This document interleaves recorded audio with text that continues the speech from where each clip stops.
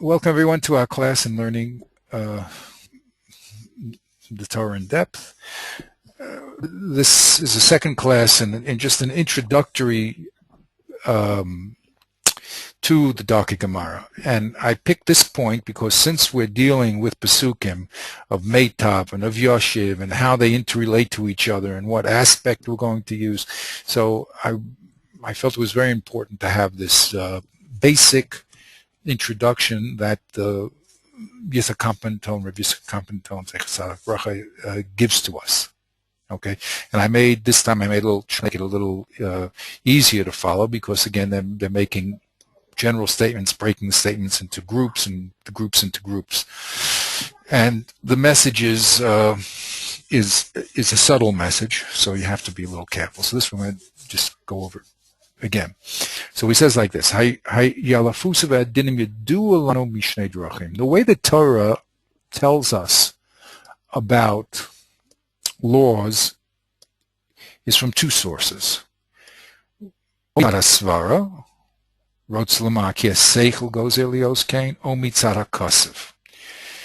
Either because the mind is set up with rules also from a Kodesh Baruch Hu that we call logical principles, and we can use those rules to generate information from the written word. And of course, the written word itself is going to give us a lot of information. So the basic things that we're going to do is we're going to have an interaction between the written word and what we call logic. Now, logic can be common sense. It could be, as the Ramchal explains very deeply in his book, it could be muskal rishon, which means your mind dictates certain things like 2 is greater than 1, or it could be just teva, that hot air rises, who knows, or heat rises, it could just be teva. Those are basic things. Or it could be from haskama, that people hold certain things to be true, or it could be from hekesh. So you always have to know the source of why you believe something. So the Ramchal is another fantastic thing. You have to read that little part of the book where he talks about sources of proof. But those are the three sources: either mitzad teva, whether it's physical or intellectual teva, or mitzad haskama, because people agree that this is what life is about, like humility is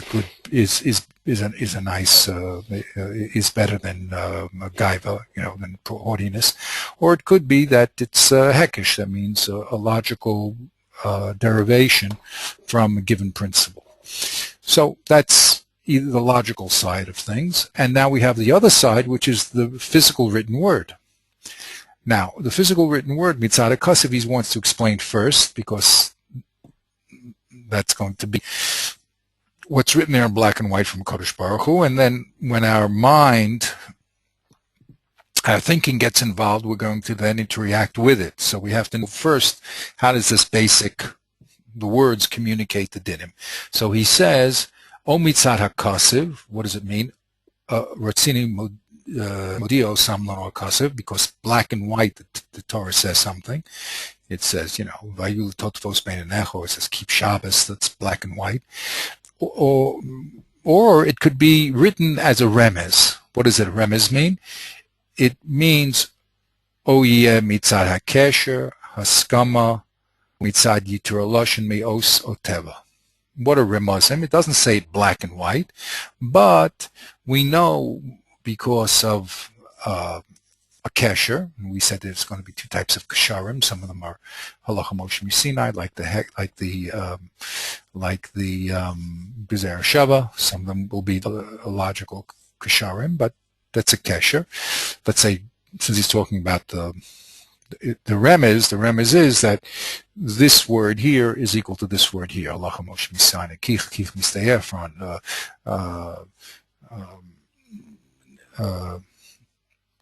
The one that we have, Nasan, Kesev, and Messina, and Yeshalem. So that's those are links between ideas or pesukim. That's a remez, because it doesn't it doesn't say that Meitav is all over the place. We only know it through a kesher, through a link, or another type of linkage which is called smichus, which means that the ideas are physically next to each other, and therefore the information flows from one to the next. How it works when it comes to these type of ramazim in the Pesukim, so you really do need a Masara, because not everything next to each other is going to communicate ideas, but most things do.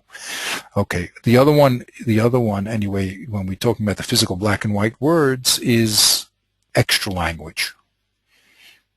And that could be one letter extra, can communicate an idea, or a whole extra word. Like we have the word Yashiv. It says Yishalem, Kesev Yishalem Yashiv L'Ba'alav. No, Yishalem Kesev Yashiv L'Ba'alav. Yishalem Kesev Yashiv L'Ba'alav. Should have said Kesev Yishalem L'Ba'alav. Why does it stick the word Yashiv L'Ba'alav in there? So that's an extra word, and we're going to learn from that extra word all types of hashavas, meaning all types of shavik kesef is also good. So that's how the text gives us meaning. It's either written there physically, or it's written there through a remez, which I like to call a little flag lights up. Why is this extra letter there? Why is this extra word? Why are these two items next to each other? Okay, so it doesn't specifically say it, but we understand that the message is there because nothing a Kodesh Baruch Hu does is extraneous or without order. So that's the basic looking at the physical text. It's either going to tell us something physically because physical words are there, or through remez, there's a hint that a flag that we should make note of what's going on. Now, here's the very critical point here. Now there's an interreaction, and that's the second chart. I'll make it a little larger here now. Now we're going to talk about an interreaction between what he calls Svar Chitzona and Pasuk. Okay? Now, which means there's this interreaction between what you would have thought and what the Torah says. Now, what does that mean? The general rule here is that the Kodesh Baruch Hu is not going to say anything that's mavutal, anything that's not necessary, anything that's unnecessary. So when he writes in the Torah something, it has to be a chiddush, that you would have thought the opposite, or else why is he saying it? If you would have thought what the Torah said, so it doesn't need to be said. So that's the basic rule, that everything you read in the Torah should be a chiddush, something new. Now, that chiddush, I'll just read what he says. When the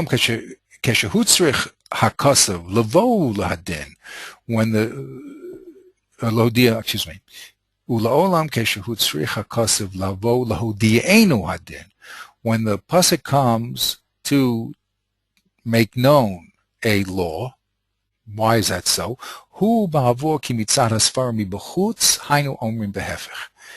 He'd had to tell us this law because we would have thought the opposite.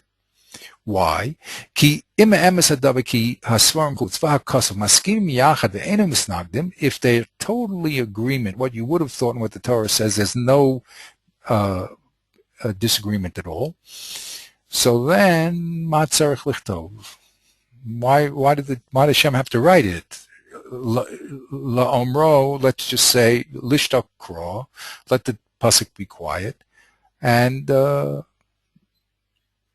we'll know what it means. My kamashmat peshit, it's obvious. Let the pasuk be quiet, and we'll understand what the law is. And what does that mean? Umitzad svarin omaraso. We would learn it mitzad svar, mitzad svarim mibachutz. So in other words, every line, every word, every letter that's written there has to be coming to tell us a chiddush that you wouldn't know from outside information or from any other previously known information in the pasuk.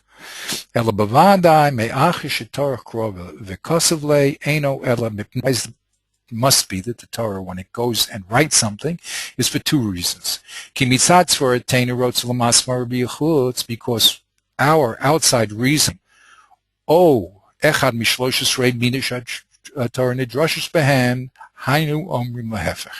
our outside reasoning, or by any of the rules that the Torah is nidrash, like we said, kal v'chomer, klal prat and klal, all those things we say in Shachris. If any of those outside information or the rules that the Torah uses to generate its principles would produce the same rule that we have in front of us in this pasuk, so that would be extraneous. So it must mean that whatever we see here is the opposite of what you would have thought. Now, to Kodesh Baruch Hu knows what we should have been thinking, and to change our concept and reveal this new level of reality of information, so the Kodesh Baruch Hu now writes this pasuk. Okay, so I just made a little simple. Our svara, which is called the svara b23, that means without this pasuk. Oh, now he's going to talk about this. No, it has to be mukhrach. If it's mukhrach that A is B, or it's mukhrach that one of the 13 principles that the Torah is taught by produces the same din that we have in our pasuk, so it's extraneous. So it must be that our pasuk comes to say the opposite of what we would have known either from an external information or from any internal mechanism of the Torah. That's what he says. Okay, that's dafka she'asvar mi b'chutz hi svara eino mukhrachas. Okay, ki yesh panim lekan upanim lekan. Az yavo hakasav l'kaim oso kedei l'salak minasof. Now there is one time where the Torah will repeat a svara b'chutz. That's if that svara b'chutz is not mukhrach. Like he brings an example, milta das bi kal v'chomer tarek v'kasav l'kra. Lo ki a kal v'chomer eino kol kach svara mukhrachas ki efshar lioslo pircha mitzad ma. So then the Torah can repeat it to get rid of the suffix. Okay, so when you're thinking about, you're reading a pasuk, you're saying, now, why is this here? You have to investigate two avenues. One, is there some suffix that this pasuk is trying to resolve? Or is it coming to say the opposite of some outside svara, which is mukhrach? So that's the basic starting point. Okay, and as I brought as the example, in our Mishnah in Baba Kama, it says that there's 4 avos nezikin, the shor, the bor, the mav, and the hever, and then it goes out of its way to tell us that they're not equal. Why? Because if they were equal in principle, then I would not be able to to go any further. Okay, well, I'm sorry, I jumped the gun. That's not good. That's not good. It's let's say the first one. That's a good example. If it's true that you might want to learn the shore from the mava or the mava from the shore, because both of them have a lower common denominator that you damage, and you have to pay. But if I had, let's say I had Karen, let's make it simple. Karen, if I had Karen, so I'd say, oh, your animal gored another animal and you have to pay. So therefore, anytime you hurt anyone else's property, you have to pay. Well, you could argue that maybe there's a specific quality in Karen that makes it worse than other forms of damage, because it has intent to kill, intent to damage. So there maybe you should watch your animal, because it's a clear and present danger that he has horns and he can kill someone. But maybe if he just walks into another field, you might have said that you don't have to watch and you're not responsible, because it's not a clear and present danger, So comes along the Torah, because you might have thought different, and said that pasuk is talking about a very chumrah case, and the other case would be kal, would be pater. That's why it had to write it. So if the svara chitzona, or the meaning outside reasoning, or even the reasoning from another pasuk, is ambivalent or dubious or a suffix, it's not as strong, and you may come rationally to the wrong decision. So sometimes the Torah, Kodesh Baruch Hu will write. But that's the exception to the rule. The basic rule is that the Torah is coming not to solve a suffix in the Svarach, it's coming to lahapech. But again, in time and place, you have to see what's going on in any specific pasuk. Okay, so in our case, for instance, where it says Meitav Sadeh, Meitav Karma Yishalem, the din to pay the best of your land is a very strange din. Normally, you would think you have to pay with money, okay, but this thing, paying with land and your best of the land is very unusual. So that pasuk definitely is coming to tell us something brand new that we would have not have known if I asked you if your animal ate someone else's produce. What do you pay? You pay with money. Well, fine. But to say that you have to give the best of your land is a very big chiddush. So that the Torah would have to say. Okay, that's rule number one. Okay, the general rule is it comes to say the opposite of what you would have thought, but there is a case where it will repeat what you might have thought because you might have thought another possibility. So those are the two principles. If it was muchrachas that A equals B, then it has to tell you A is not. If A can equal B or C, so then it'll repeat A equals B because it has to eliminate the possibility that you might think that A equals C. It's B and not C. So those are the first two principles. Okay? Let me just see what I wrote here on this chart here. Okay. Trying to make it a little larger.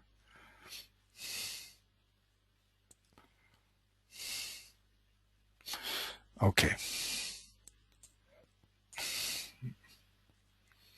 So that's what I wrote in this chart here. Is mitzad the pasuk, because we're still in the world of the pasuk.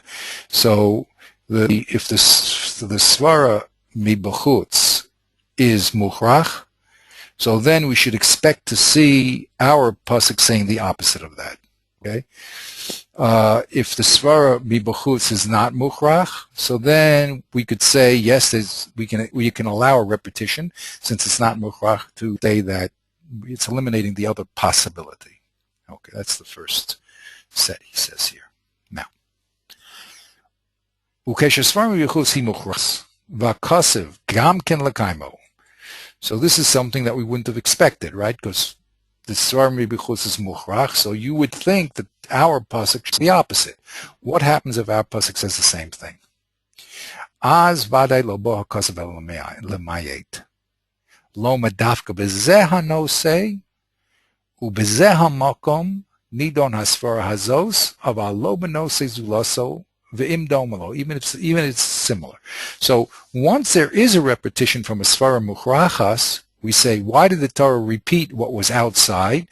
Now it becomes a limitation. It wrote it to tell you that from now on, we're not going to make any general rule about. In other words, you would normally apply the Svarim B'chutz everywhere.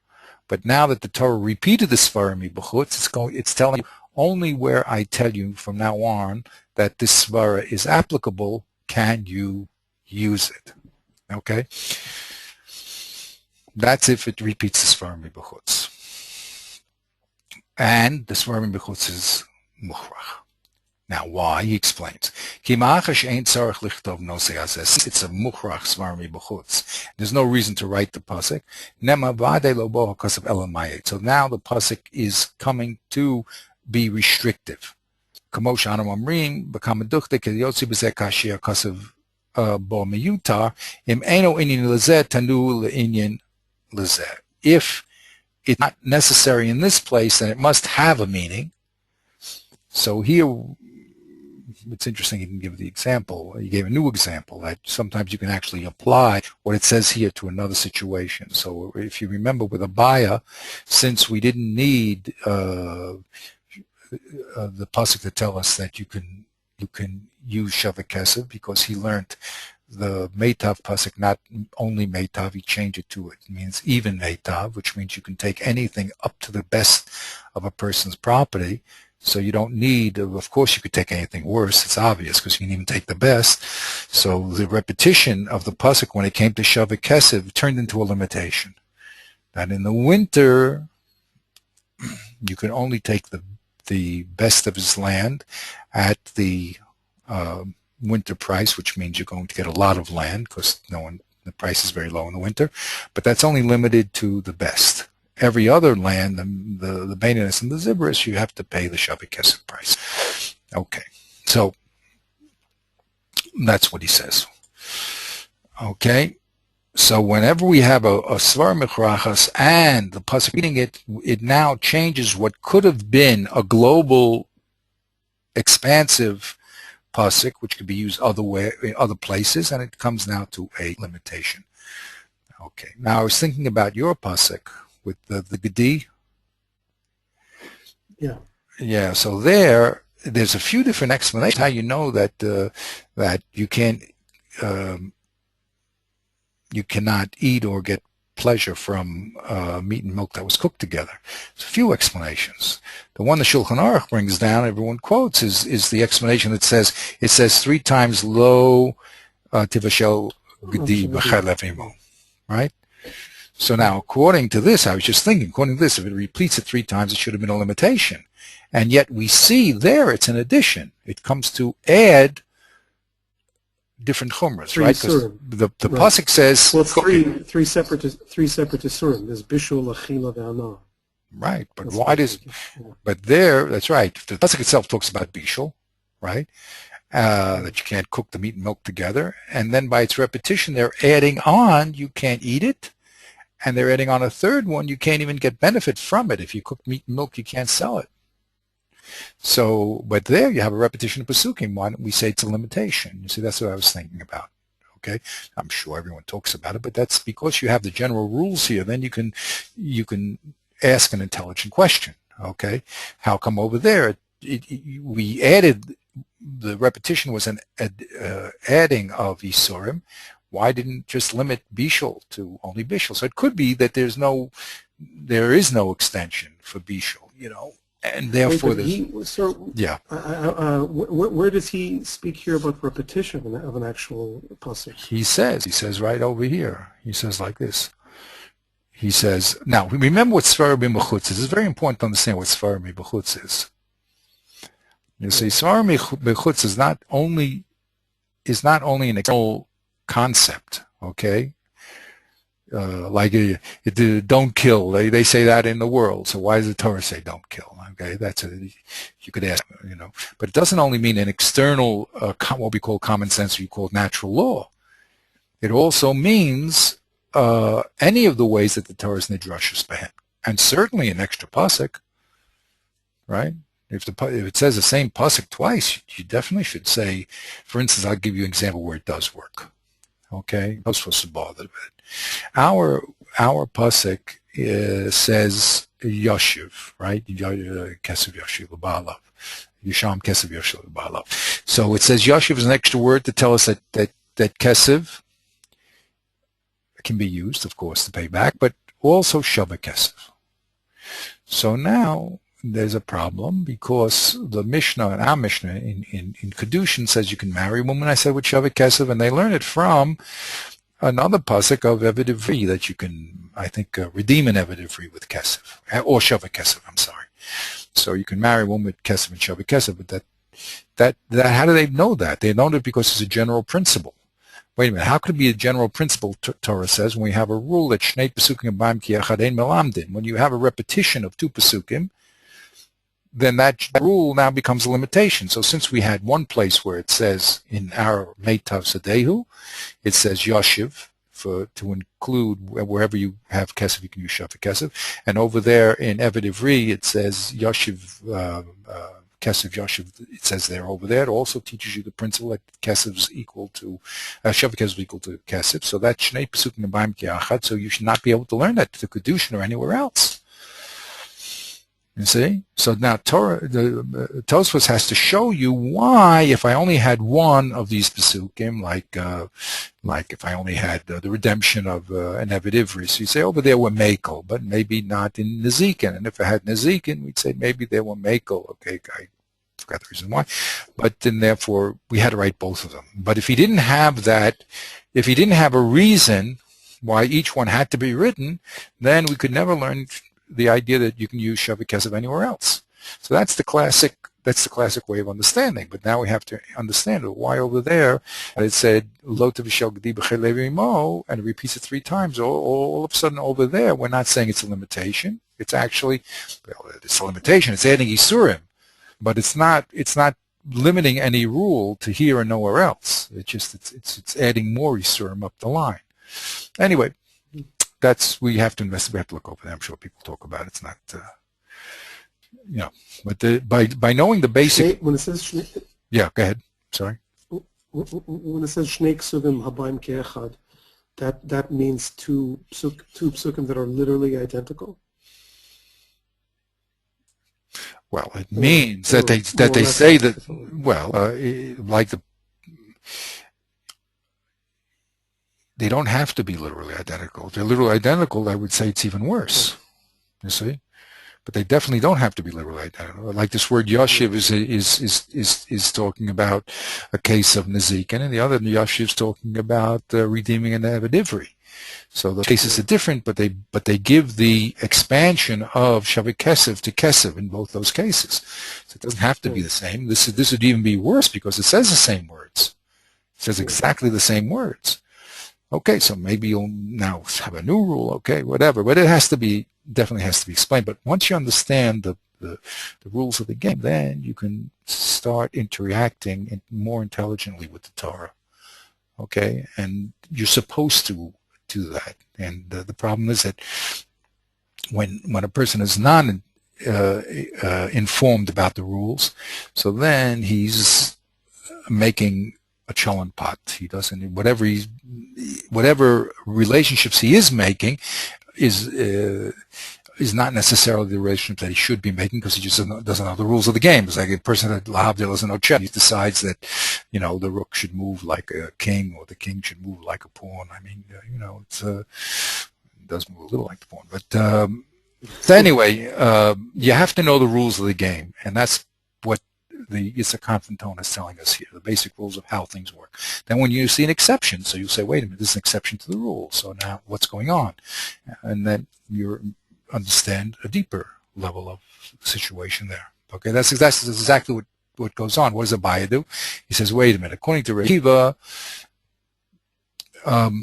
Meitav goes to all the Nezikin. Well, wait a minute, Meitavin, nothing else. So we have another pasuk, a few lines away that says Kesem and Shavik Kesem. What's going on here? So through that interaction, then we get to the deeper, true understanding what the Torah is talking about. But a simple person can't get to those levels. Okay. Anyway, so that's the beginning. Now he explains that we just talked about in our his little introduction that sometimes the Torah is limiting its law, a certain case, and sometimes this law is expansive. Okay, so how do you decide which one is which? Okay, does Shavik Kesef go all over the place, or it's just really limited to wherever it's said? So he's going to explain now how how we determine whether a law is expansive or whether it's restricted. So it's like this. He says, first of all, this is Echad Mishnei Derachim Nohagim b'Talmud. In learning the Torah, there's these two basic principles. One is Echad Mehen Shamranu.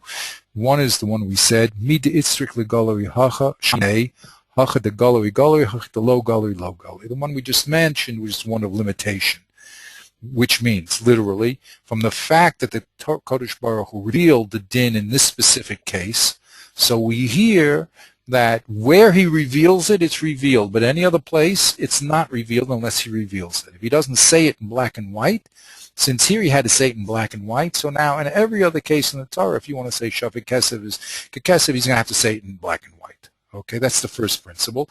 That's the principle of limitation. Okay, and that's the one we were just talking about, and he's going to spell it out. Like when there's repetition from the Svar Chitzon or any other place, so that turns into imitation. Okay, so that's the first rule. I wrote Kasav Aleph comes to Mamayet, and say Ra Kasav Aleph V'lo Acher. This law is only in the subject of, say, Nezikin, and it doesn't go anywhere else. Okay, Ra A equals B and not C. C is B. It's limited. The second way that the Torah talks is not as a limitation, but as an expansion. The second one is called Mid Galo. Since the Hashem revealed this law here, Now he wants to Galawi L'Kol HaTorah Kula. If he revealed the law in Nezikin, he wants you to use that rule that anywhere he says Kesev in the Torah, now you can use Shavah Kesev. Okay? So he says that Kinir L'Chora Shehem Shnei Devarim Hefchiyim. It looks like that these two concepts are opposite. Why?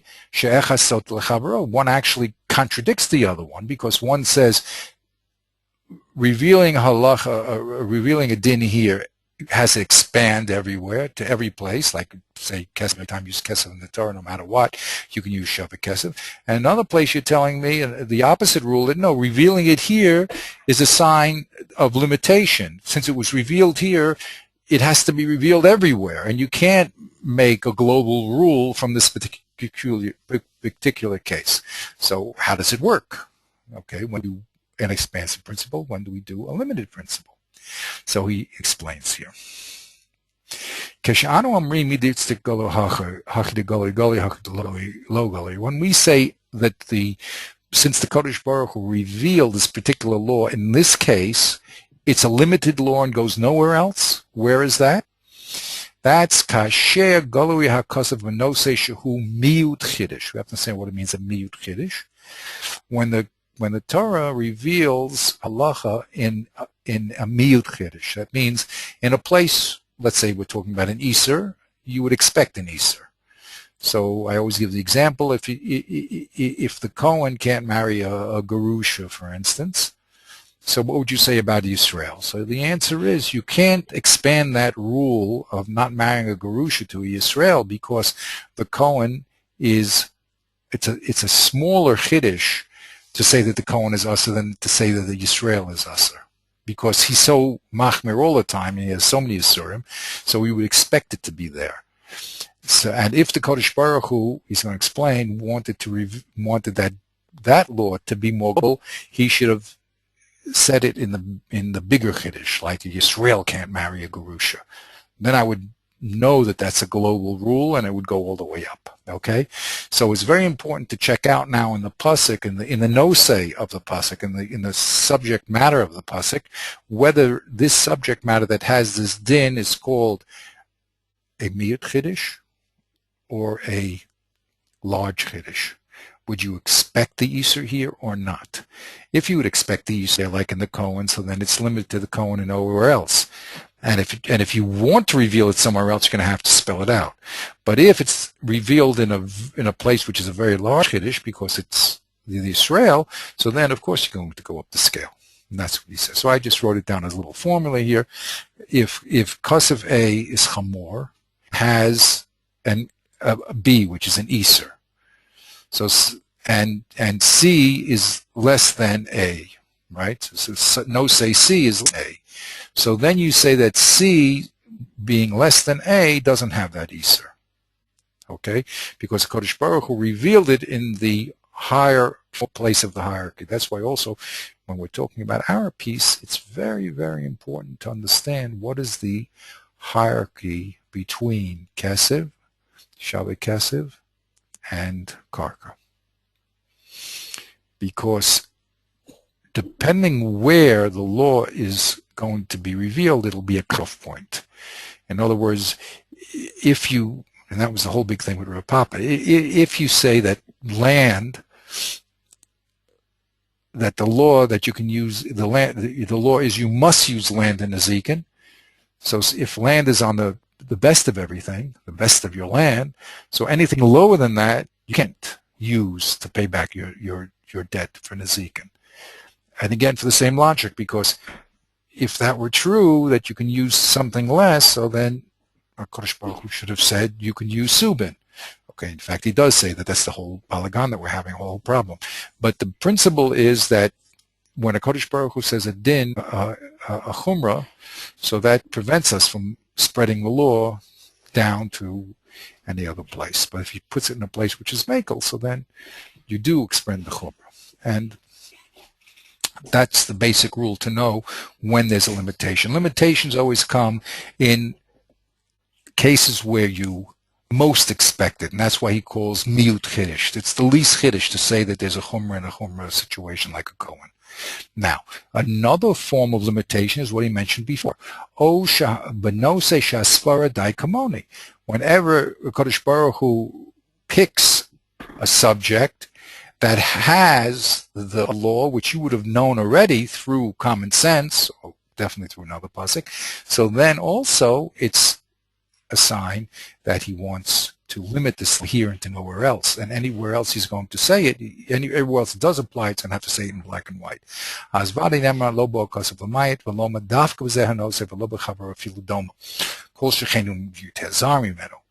Okay? So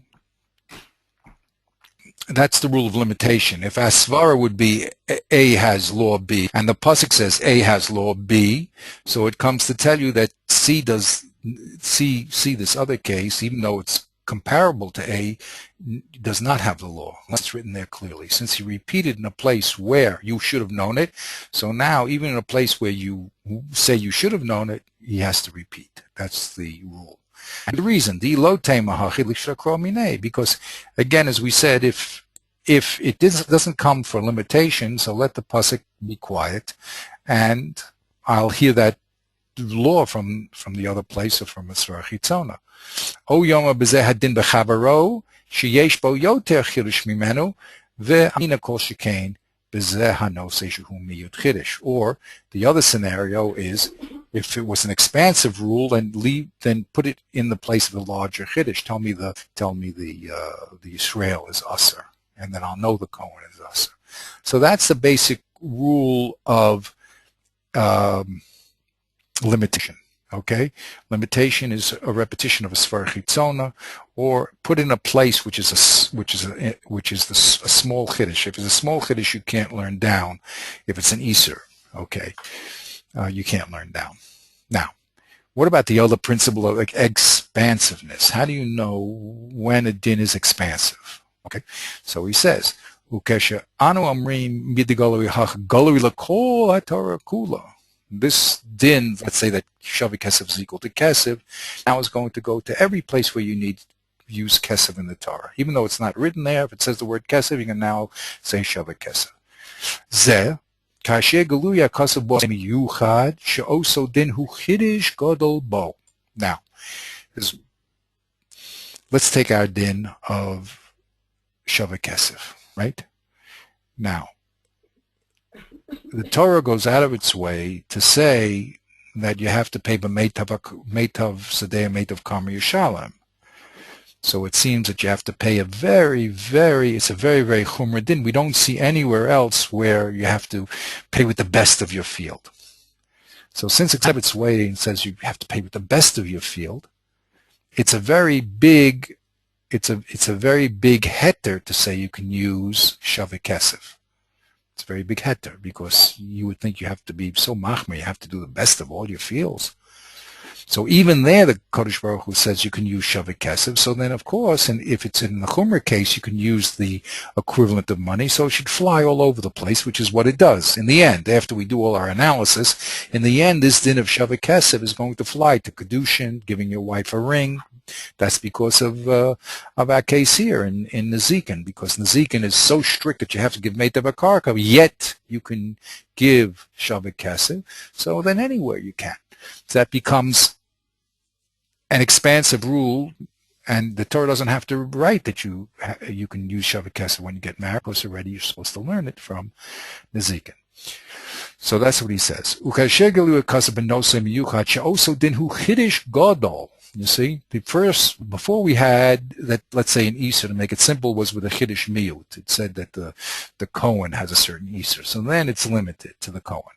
But if he says an Easter with the Yisrael, which is a big Chiddush, not only a Kohen, not only a Levi, but even the Yisrael is something that's also for him.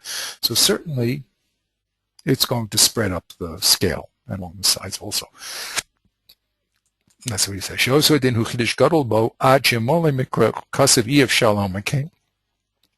such a big chiddush that you can use shavi kesef, let's say. I would never have thought so. Maybe only money. Depends how we're going to learn that piece. Why? Because as far as I get it, hilo. Nezikin use pay with the best of the land. Maybe only kesef and nothing else. because there's a very chumrah din in the Zikin. You destroyed someone's property, you have to pay back with the best stuff, not this subin.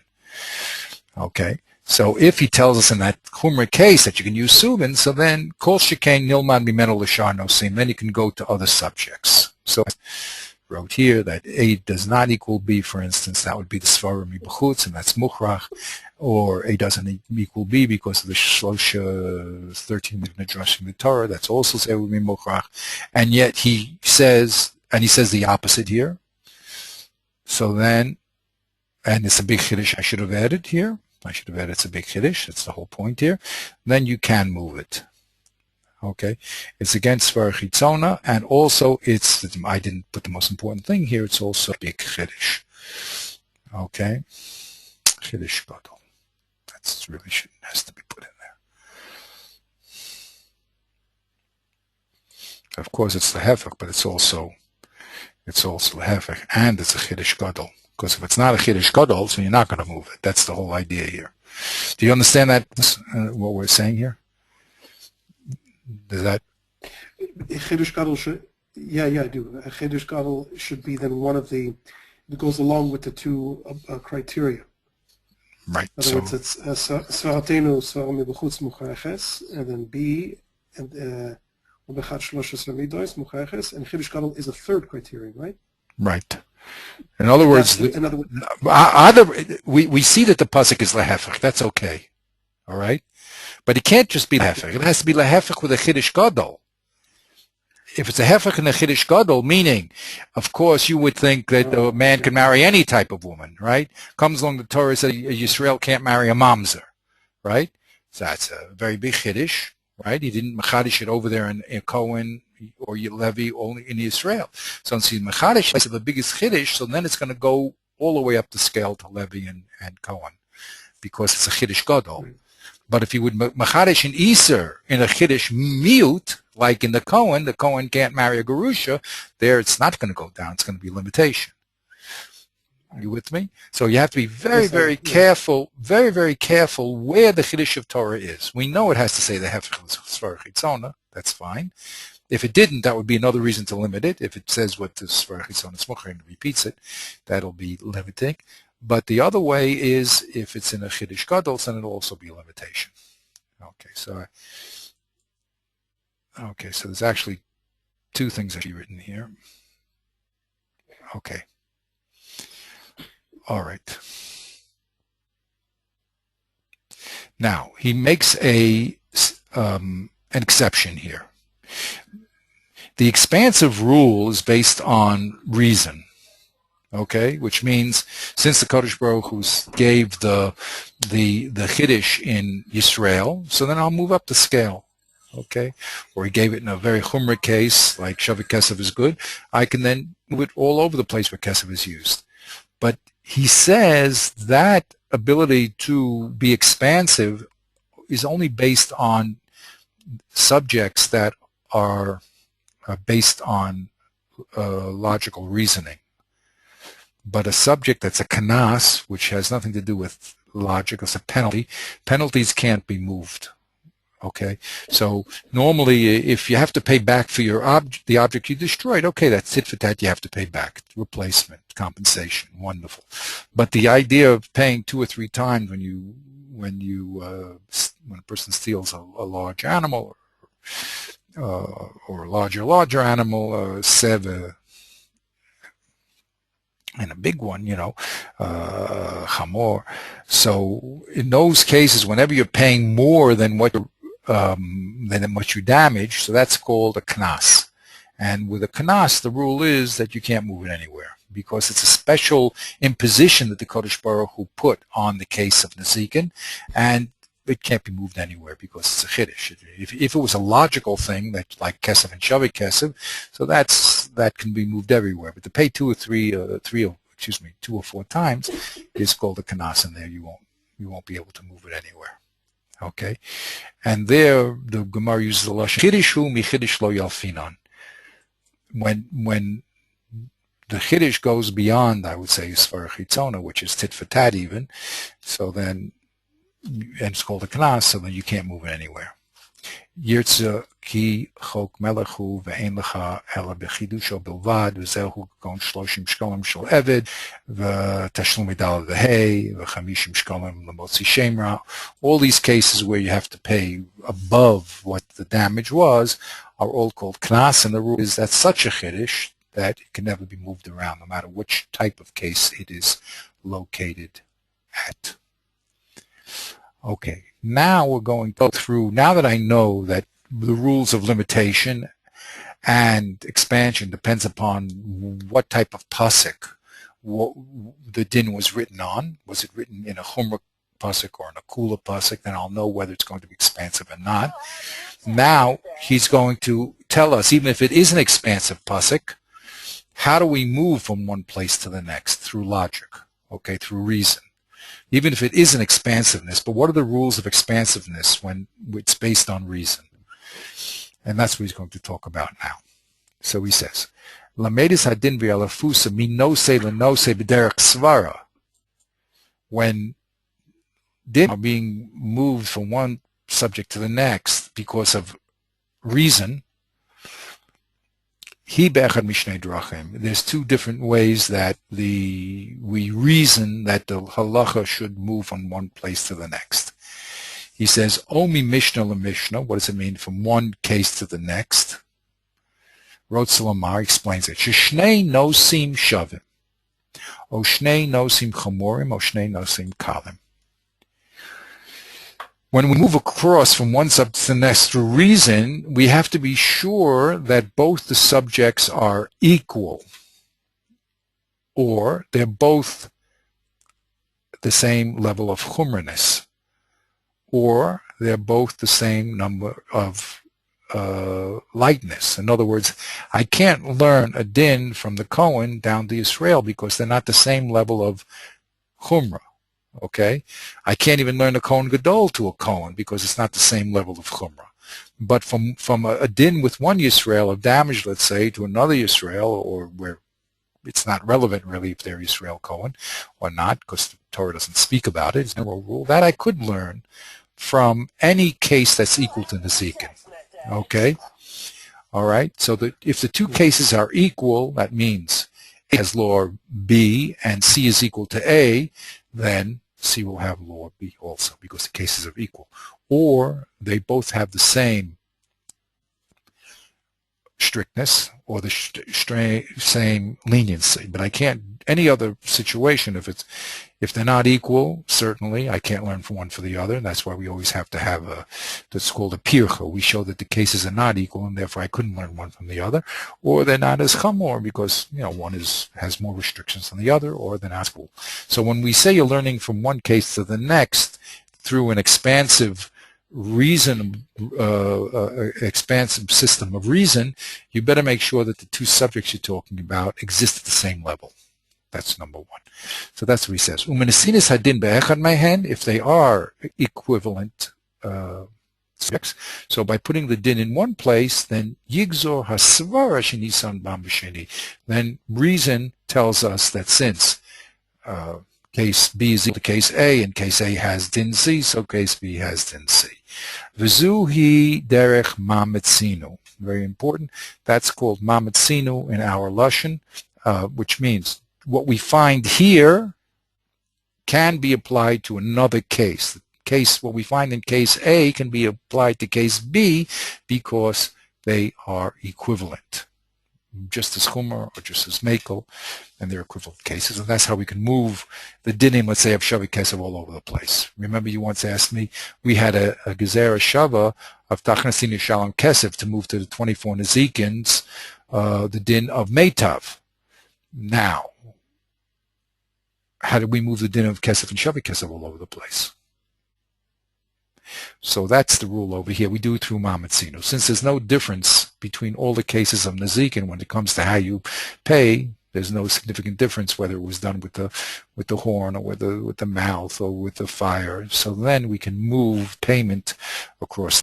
The din, however, of Meitav, which is a Gezeres HaMelech, which doesn't make common sense, that you couldn't move unless you had a Gezer Shava, which is the Kodesh Baruch Hu told you to move it through this word because that doesn't make sense. Even though the cases are equal, but it doesn't make sense that there's such a Chumrah din. Okay, so that Chumrah, you're going to have to move over with a Gezer Shava. Now, the second way that we learn through reason is not through the equality of cases, but through an inequality. But what type of inequality? It's called the Kal V'chomer or the Chomer Mikal. You can learn from what's happening in a weak case to a stringent case, or what's happening to a stringent case to a weak case. And he's going to explain the difference between the two. Because you'd say just make one rule, always learn from the weak to the strong, or from the strong to the weak. It looks like opposites again. He says no. And he's very careful to explain it. Michumra shenimsa benosei, find a kal case like a Yisrael that has a chumra, he can't marry a mamzeres. So then nilmad also same chumra lenosei acher chamor mimeno, right? And then that mamzer certainly can't be Levi or Cohen certainly can't. Okay, so when it goes from the kal case, which has a chumra, there you're going to expand it up the scale. What about the opposite way? Ominos sheyesh lo kula. If I have a subject that's very chamor, let's say a Cohen, right, and you marry a Gerusha, right? So he has the kula. So of course the Israel nilmad also binosei akal mikol shekain. So that kula has to exist down the scale. V'zehu derech kal v'chomer. Okay, so the way we learn through reason, okay, is by saying that cases are equal to each other, or they have the relationship of kal v'chomer to each other. Those are the two ways we learn from reason. So even though it's not there, we can, and as long as the case has not been repeated or repeats as far as long as we know the case is not a case of limitation through these rules that he just listed, it doesn't repeat as for a chitzona or it's a very high place. So then we're allowed to use the expansive principle, and we say that the Torah is now going to the Kodesh Baruch Hu put the din here for us to expand it all over the place. So the Shavik Kesef in the case of Nezikin turns into an excessive rule, and any time you use Kesef, you can use Shavik Kesef too. All right. Now he says there's a third way, also called a Hekesh. But this way, although it's what we call a logical equality, that A has the rule and B equals to A, therefore B has the din, right? So that's also a syllogism, okay, which we call an analogy. But this analogy, the third way, is not an analogy based on reason. It's an analogy based on a Masara. Okay, you have to be told that these two cases are equal. Reason won't tell it to you. So that's the third way. And it's called a Hekesh, what he calls a Hekesha, a Hekesh. V'yesh derech gimel doma l'mamitzinu. It's like Mamzin because it says that subject A equals subject B, and therefore whatever A has, B has, but it's different because, we'll see, Keshe omru makish evid ama le'ivriya. Okay, when they say that we're going to learn the law of that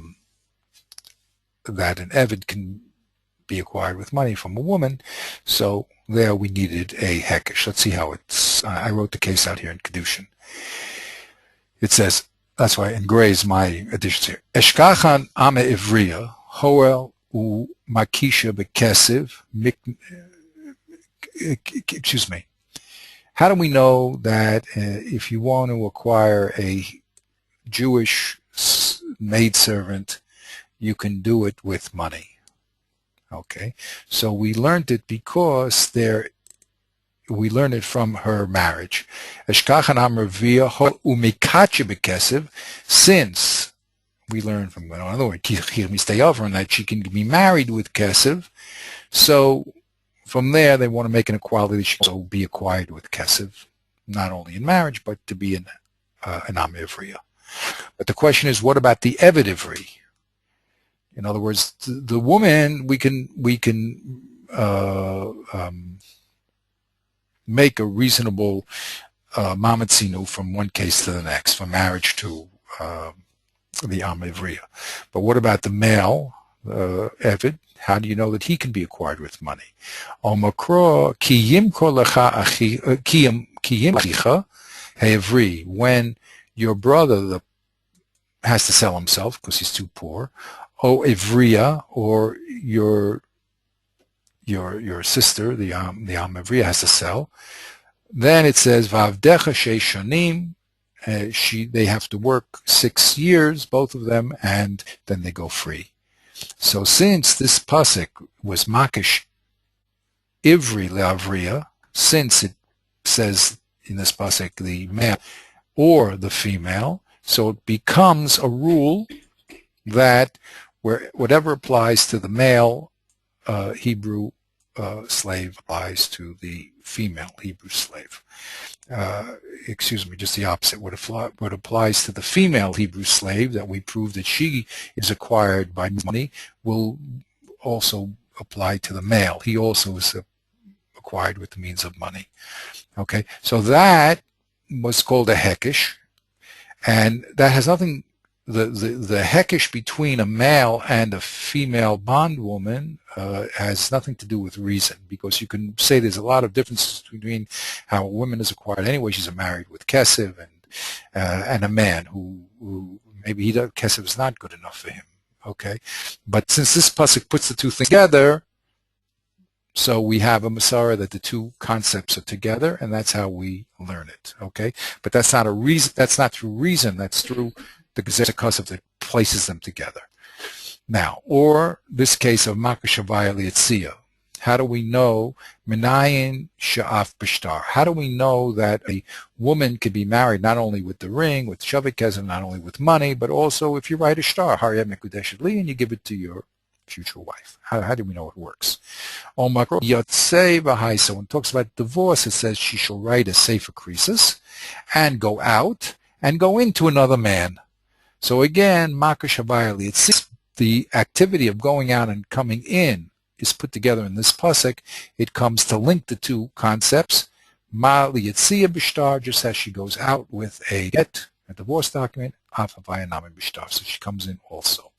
Now, what's the difference between this third case where we said it's not a logical or rational connection that's putting that's equating the two subjects, but it's a Zeres Akasav. It means the pasuk happened to put them together, and the ones where the other two where we depend on a rational, or not rational, a reasonable, or we depend on reason, that if two things are equal, and then what happens in one happens in the other. If one thing is more chumrah, then it should have the chumrah of the kal, or the opposite. What's the difference? Ki b'mamitzinu hu svara k'mo kal v'chomer. You see, he uses svara, it means it's sichli, it's logical. Okay, the mamitzinu is a logical connection between two subjects. Okay, like the kal v'chomer. But the hekesh that we're talking about here, hu mikoach hakasav, it comes because of a gezeres hakasav, kedin gezer shava, and therefore ulechein the hekesh is koach gadol yoter mimam etzinu.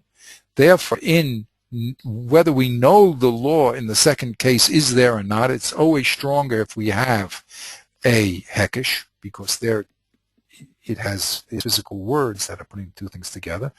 But when it comes to the Kal V'Chomer and the Mamitzinu, Ba'avor Shehiyosa Mikol Ksvara Yesh Lahem Pircha. But since this connection between A and B through logical reasoning, they seem to be similar, that can be broken up if we find a significant difference between the two cases. So it's always stronger to say a law exists in a case that's written there in black and white, even if the hekesh is in black and white, more than one that we generate through logical similarity. Because logical similarity is strong, don't get me wrong, we do a lot of it, but it also is weaker relative to the written word, because there's a way always to knock out Not always, but there's ways to rock out a logical or reasonable connection by showing that there's some other significant difference. And he says, "V'hekesh v'gezer shava mitzad hiyosu mikoach hakosuv ein lahashiv kenegdam." But the hekesh and the gezer shava, you don't say, well, there's a difference between am evriya and eved ivri or yotzi v'haisa. Come on, there's a logical difference. You're not allowed to do that because it was never built on logic. It was built on gezer shava, and that's what he says. V'hekesh gezer shava mitzad hiyosu mikoach hakosuv ein lahashiv kenegdam. You don't start asking differences. Ki gezer hakosuv hu. Okay? So now you want to say something, please. Oh, just a small question. What does it mean by koach?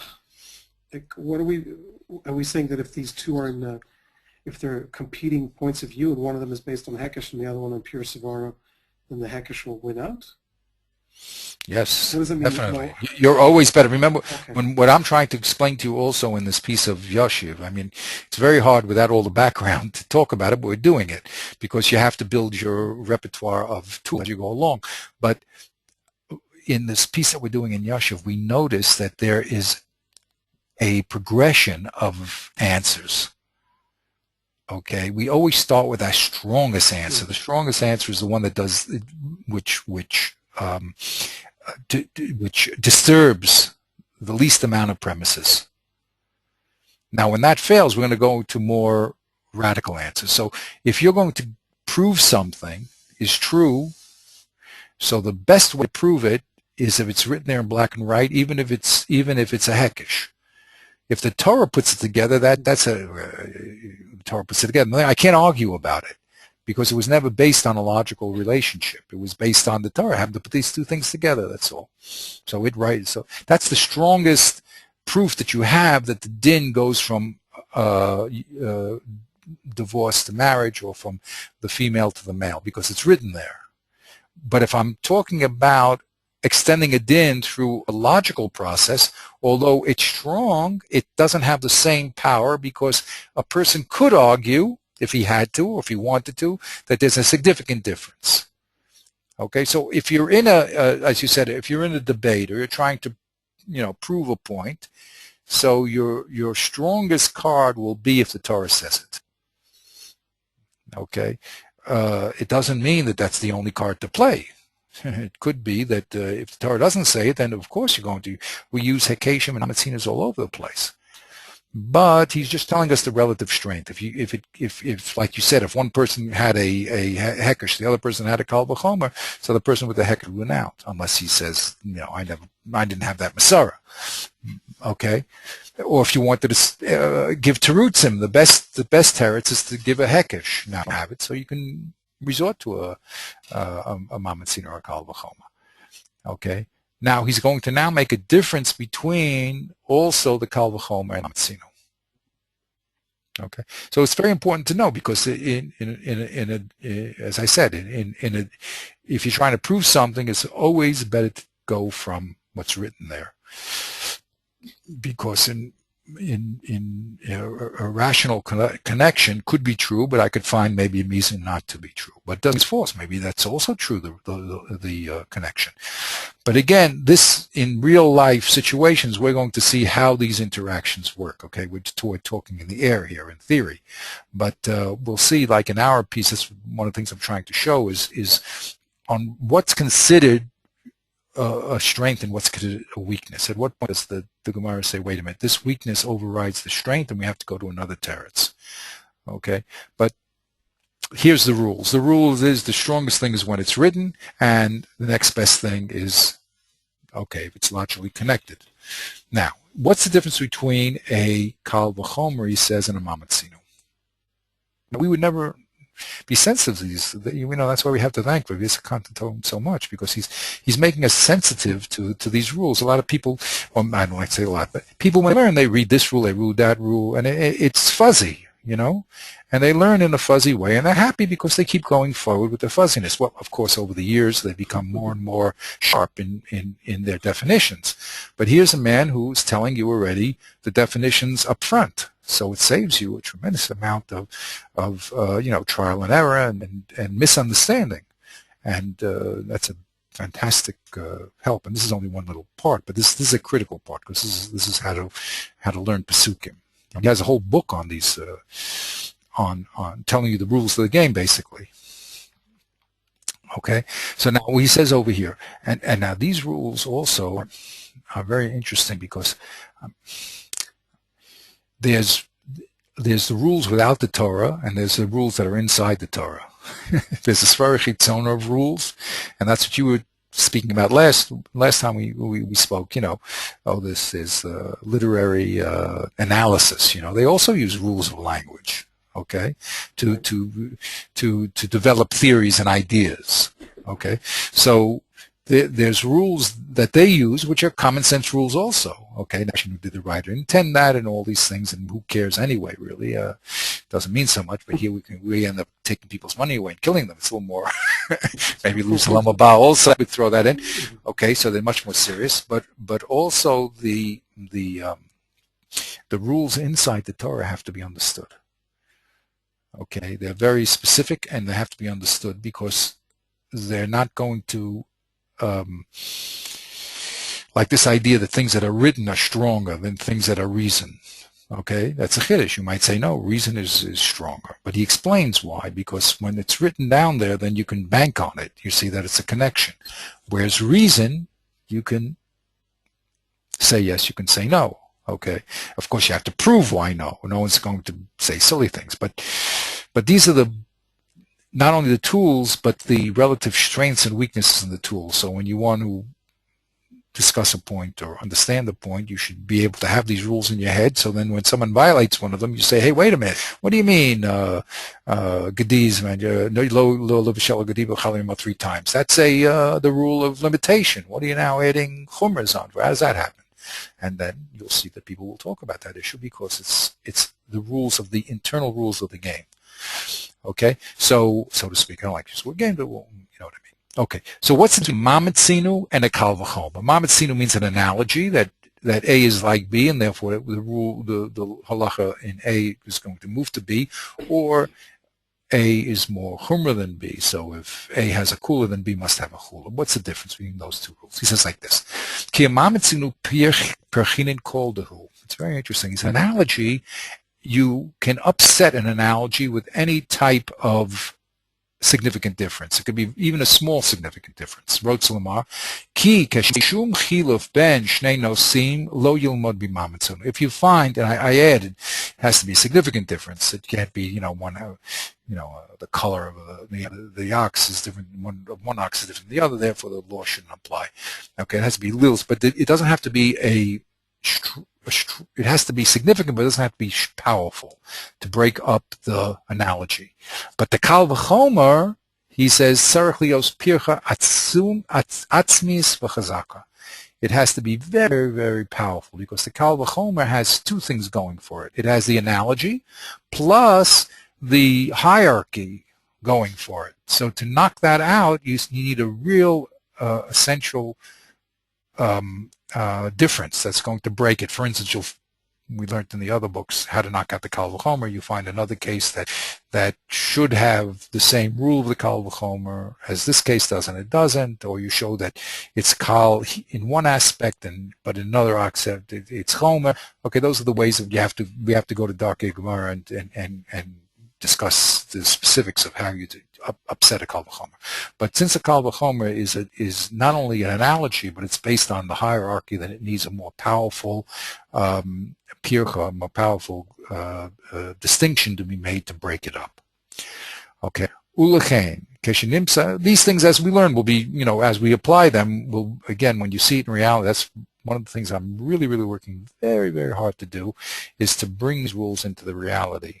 Because, as I said, a lot, you can learn Torah l'chud and all these rules l'chud, and they don't come together. So you have to make that shila. So one of my goals here in doing all this teaching is to bring the theoretical rules into the practical reality and see how it actually works in a live case. That's why I'm taking this case and going so carefully through it. Okay, he says, so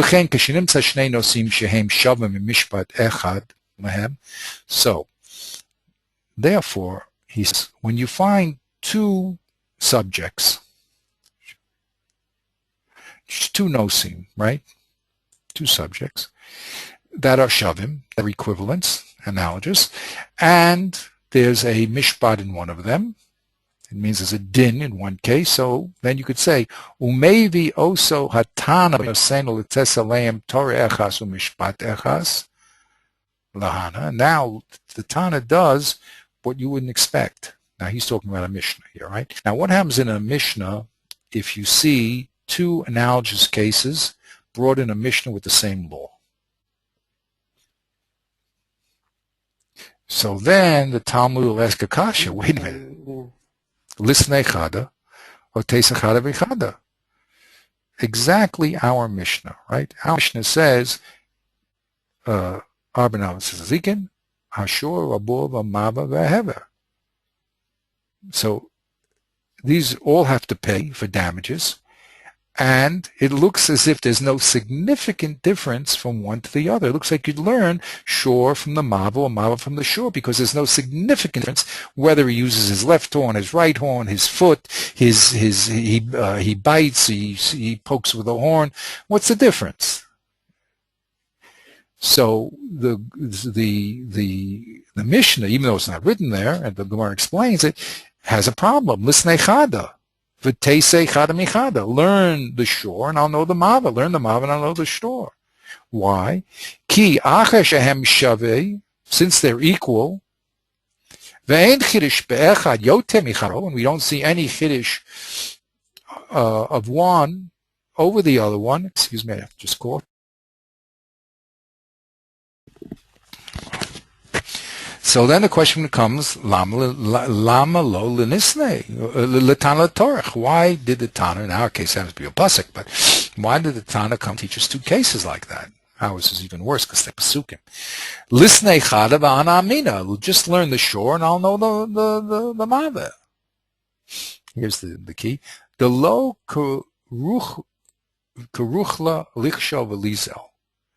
The Tana is not like a salesman who goes around showing his wares, right? When we have a guy out here that sells watches, after the sun goes down, that's his midnight business. So he opens up a case of, 100 watches.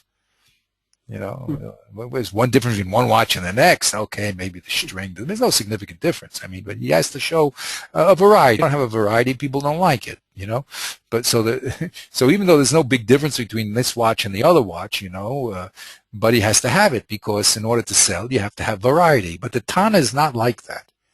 The Tana is not a salesman. What do you call him? A peddler. He's not a peddler showing you all his wares in the shop, right? They have 50 shirts of size this, 50 shirts. They're all the same shirt. What do you know? No, you have to show a lot of stuff stacked on the shelves. And then people will say, wow, excited to buy it. Look at all the stuff here. But the Tana is not like that. He's very, very, very particular with all his words. So if you could learn one case from the next, you have to ask Akasha, why did he write it? And that's really the subject of our Mishnah. Because that's not even the Tana, it's a Kodesh Baruch Hu. The Mishnah doesn't understand how the Kodesh Baruch Hu could write 4 cases. It looks like we can learn one from the other. So then the Mishnah has to tell you there's a significant difference between one and the other. What it is, you have to learn the Gemara much more. Okay. V'yashevu al kiyotzi b'zeh, whenever that kasha is asked, tzricha. The iash minan, because if I would have learned shore, I couldn't learn mava from it. Because shore is kaman lahazik and mava. And if I would have heard mava, which is, let's say, shane, I wouldn't learn shore from it because it's kanol lahazik, So because of that suffix, you see, again, I introduced it because because even if I had one case, there'd still be a suffix whether I could learn to the other case, whether it's really doma or not. I would say it's not doma. Right? It's less than. Like Kavana Lahazik is terrible, the animal is violent. That you have to watch out for. Violent animals. But an animal that eats, come on, you don't have to be so nervous. Or an animal that eats, animal's always hungry. So even though it's not a violent episode, but it's always around, So that you have to watch because he's constantly eating all day long. But these violent episodes, which happen as of, once in a blue moon, that you don't have to watch for.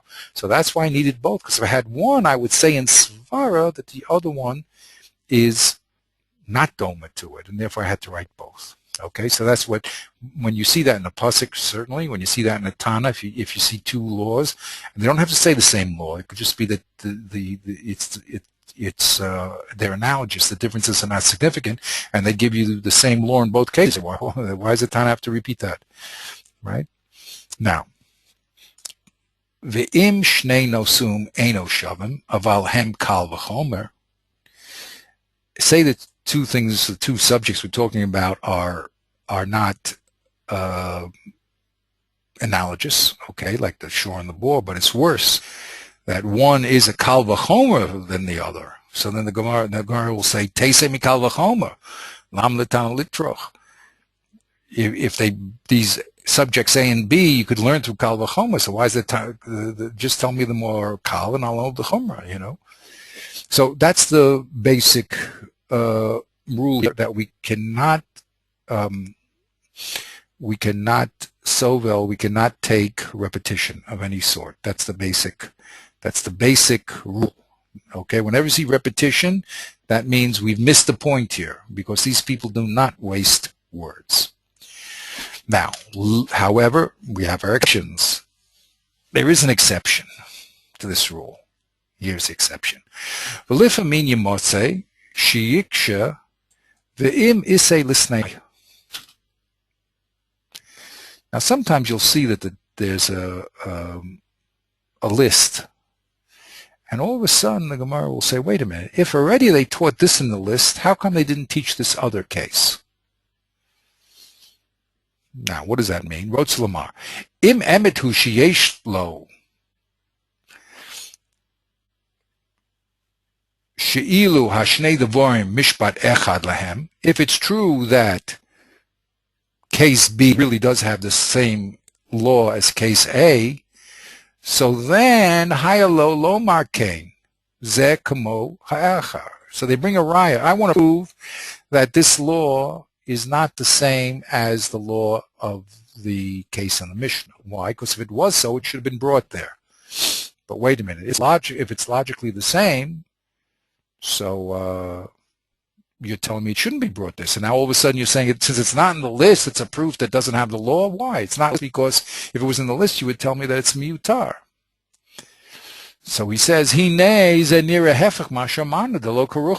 minute. You're bringing a proof that this case can't have the law of the Mishnah, because if it did, it would be in the Mishnah. But wait a minute, just told me if you could learn one case from the next, so it can't be in the Mishnah. So he says, what's the yishuv davar? Ki kashiyesh chidish yoter hi ba'oso lashon shelo yavi yavim isei lisnei. If there's a bigger chiddush in the case that's left out, so then it should have been in the list and not the case that was mentioned.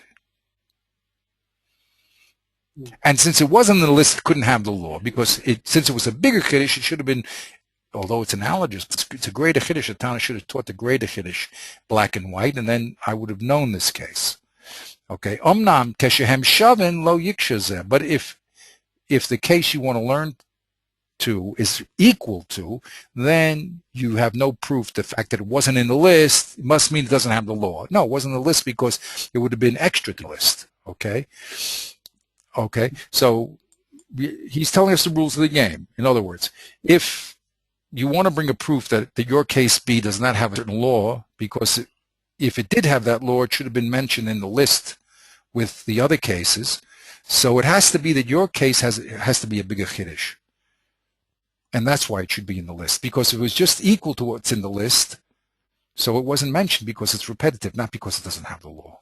Is that clear? Yeah. Okay. Omnam. Keshehem shavin lo yiksha. But your case B is, if it's equal to A, you can't say, well, how come it's not taught? Because I told you, the Tana is not a rochla. There's no chiddush in that. Okay. Now, there is another time when we say this business of how come this case is not in the list. And he says, O yiksha ze gam ken bishinui, ki hatana yored limnos kol hanasim sheyesh lahem oso din, Amrina on hold the nachas Tana leminya lisne nami ho. V'yashiv Tana l'shayr. Now this is again, we'd have to spend time looking at the online, in the real cases. But anyway, basically it works like this. There is a certain time where the Tana does give a list and he leaves something out. The only time the Tana would leave something out is if there's two things that he's left out. When the Tana, he says, Yored limnos, kol nosim sheyesh lahem oso din. Say the Tana is listing all the subjects that have this din, like the 39 avos of the 39 the Arba Avos, the 39, the Arba Avos, for instance, right? Okay. So he's giving an exhaustive list, right?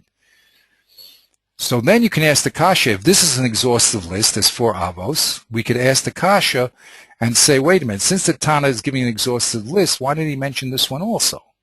For instance, according to let's say according to Shmuel, right? He says that the shor and the mav is the shein and the regel. Okay, so you have shein, regel, bor, and eish. So they say to Shmuel, wait a minute, how come you don't learn? If he already is listing all the avos, and how come he's not going to teach Karen? Right? So normally you say Karen. So the answer, because Karen is muad, first is tam and then muad, that's why he left it out. But if you had a scenario, so he says, so you can always ask, if the Tana is giving a list, how come he didn't add one case in the list? But here's a very interesting rule. If once the Tana leaves out 2 cases, then he could leave out more.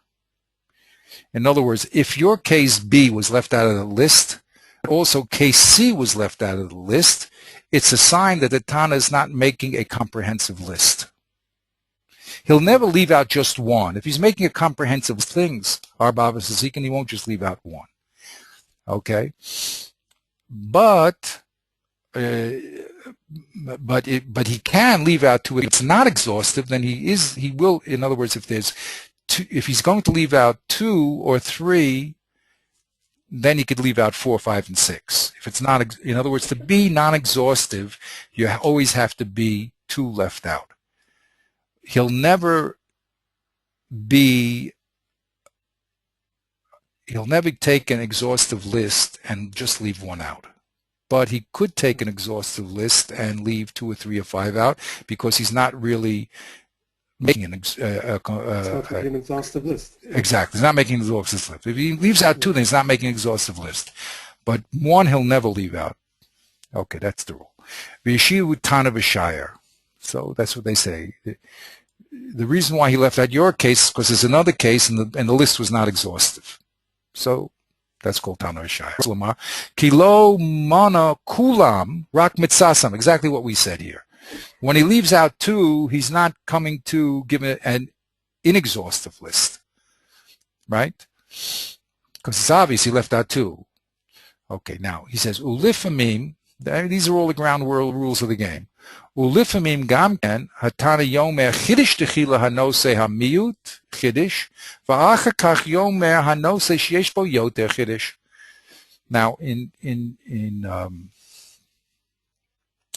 Derek Tfunos, he explains a statement called the Marba Inyanim, okay, where you have 2 cases and 1 law, right? You know, we talk about it as an and statement or an or statement. Okay, that's and statements is A and B have this law, or statements A or B have this law. But let's talk about the and statements.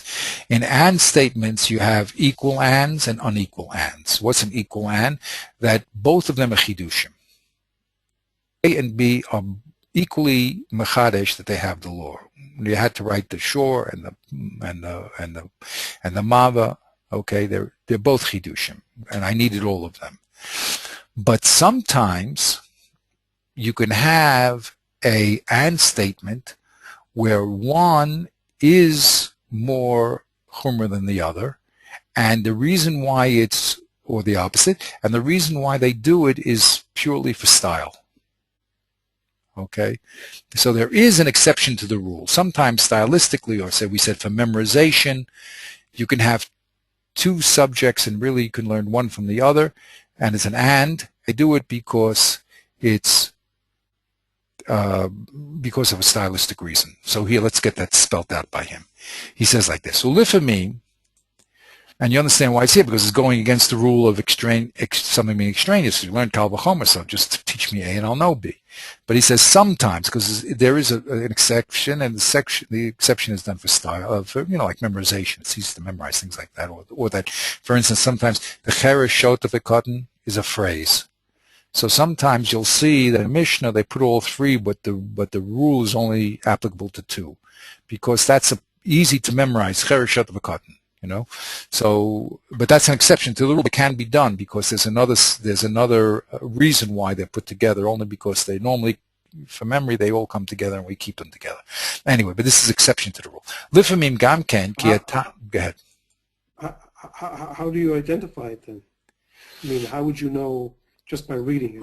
Okay, again, priority. First of all, the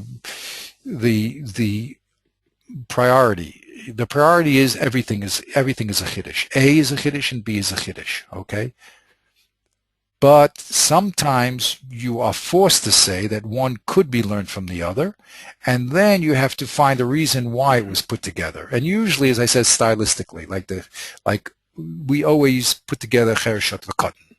Okay, it's like it becomes a phrase that comes together. But or we did the ratio because of the sefer. We all have to find some stylistic reason to put it there. It's not going to be there stam. So that's usually the giveaway.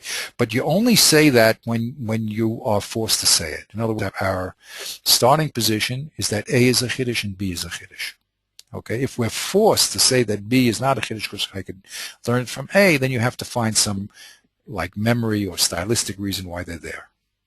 Okay, it can't be no reason, but it doesn't. In other words, the rule can be broken for other for another factor, like I said, to memorize. It's easy to memorize cheresh shot of a cotton. I'm going to break them up into 2 and 3.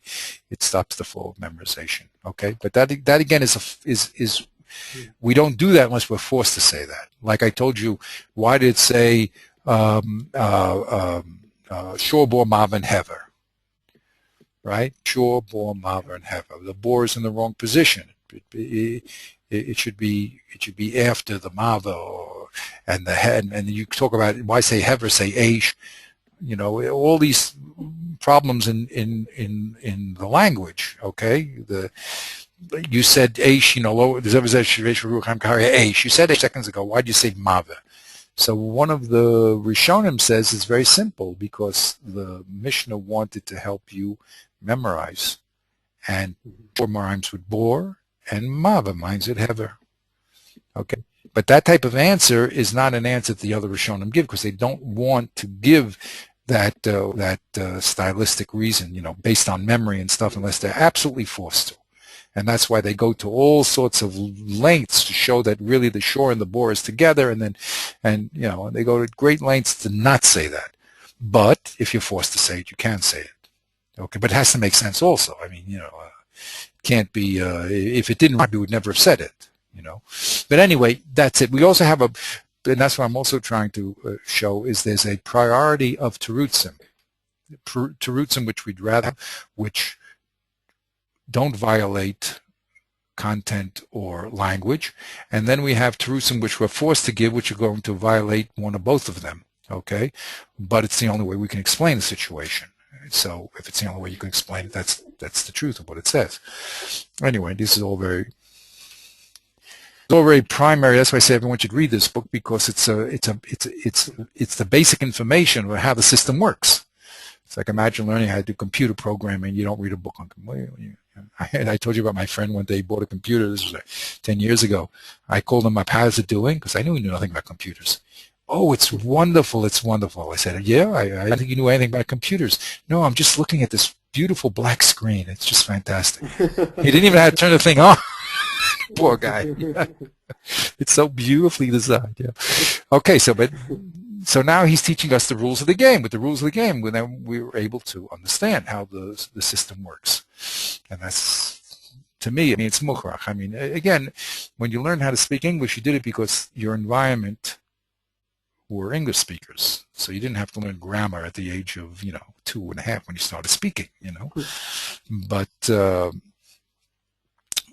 But if your environmental teachers were not that great, then you better pick up a grammar book because you ain't going to speak so well.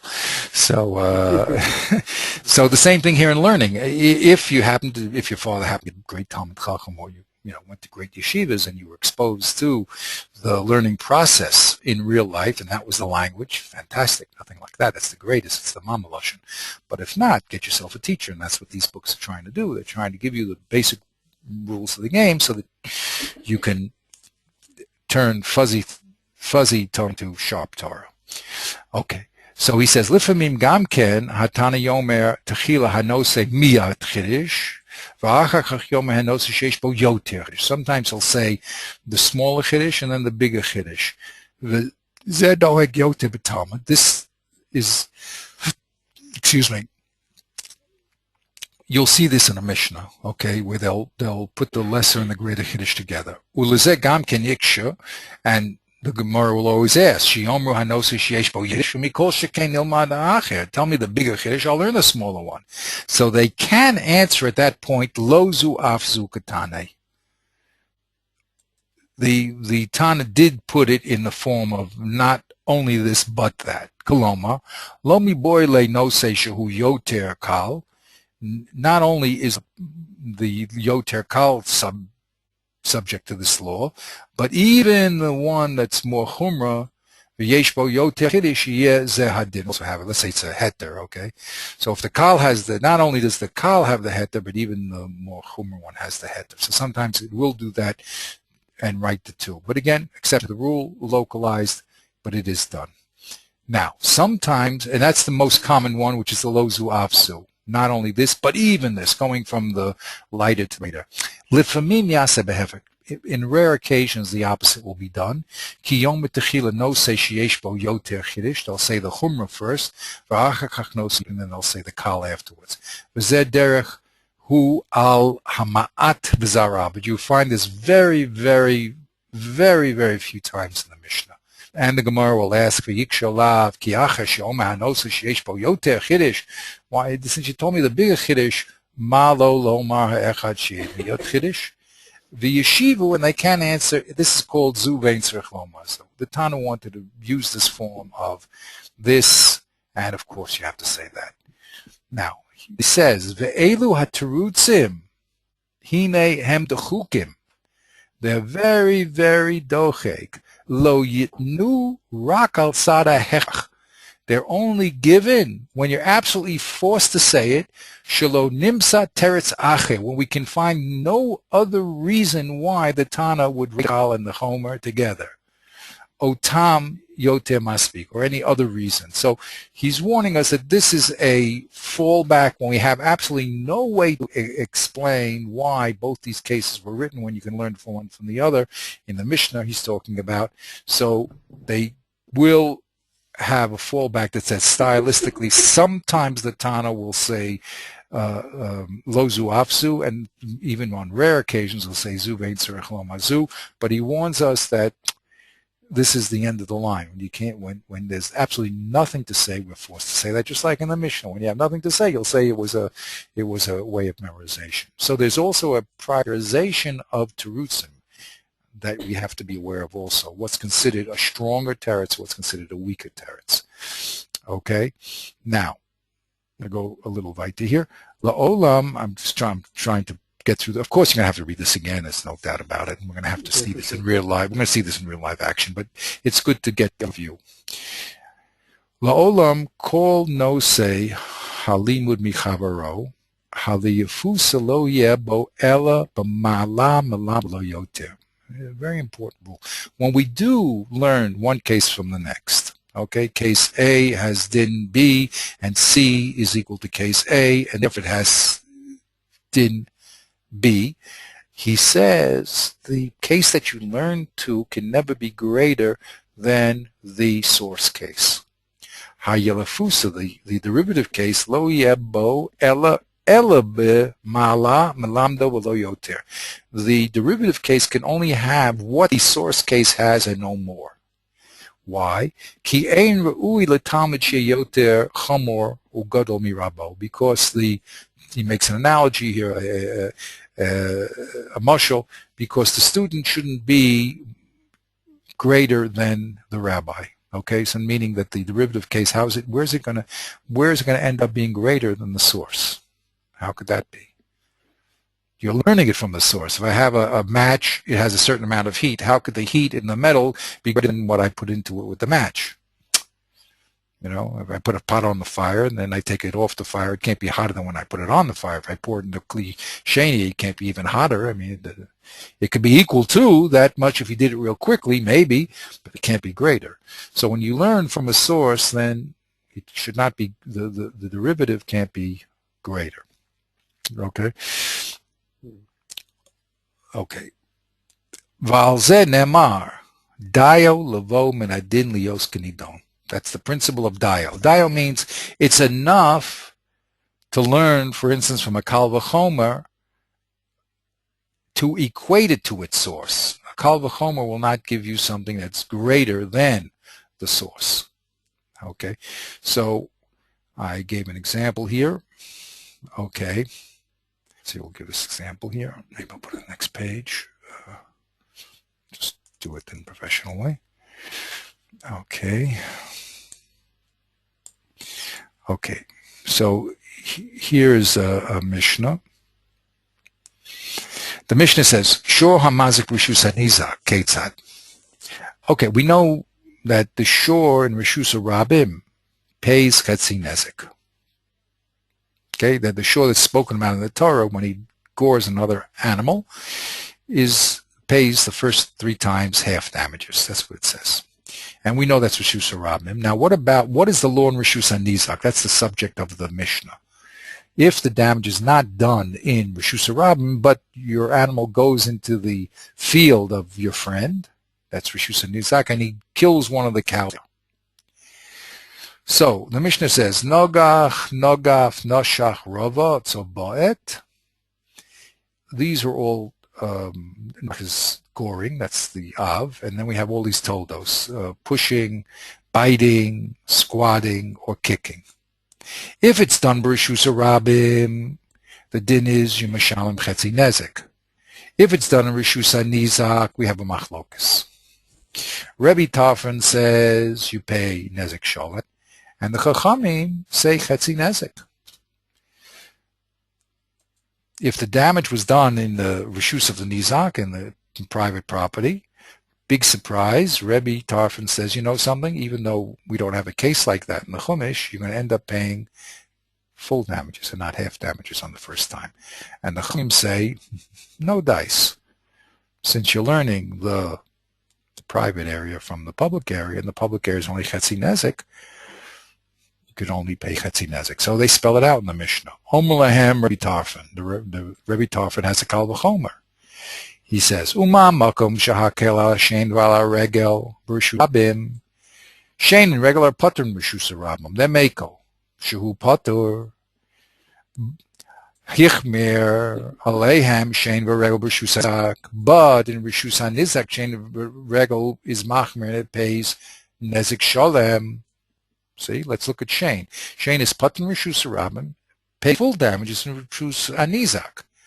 Makom shehichmir bekeren Rishus HaRabim l'shalom chetzi nezek.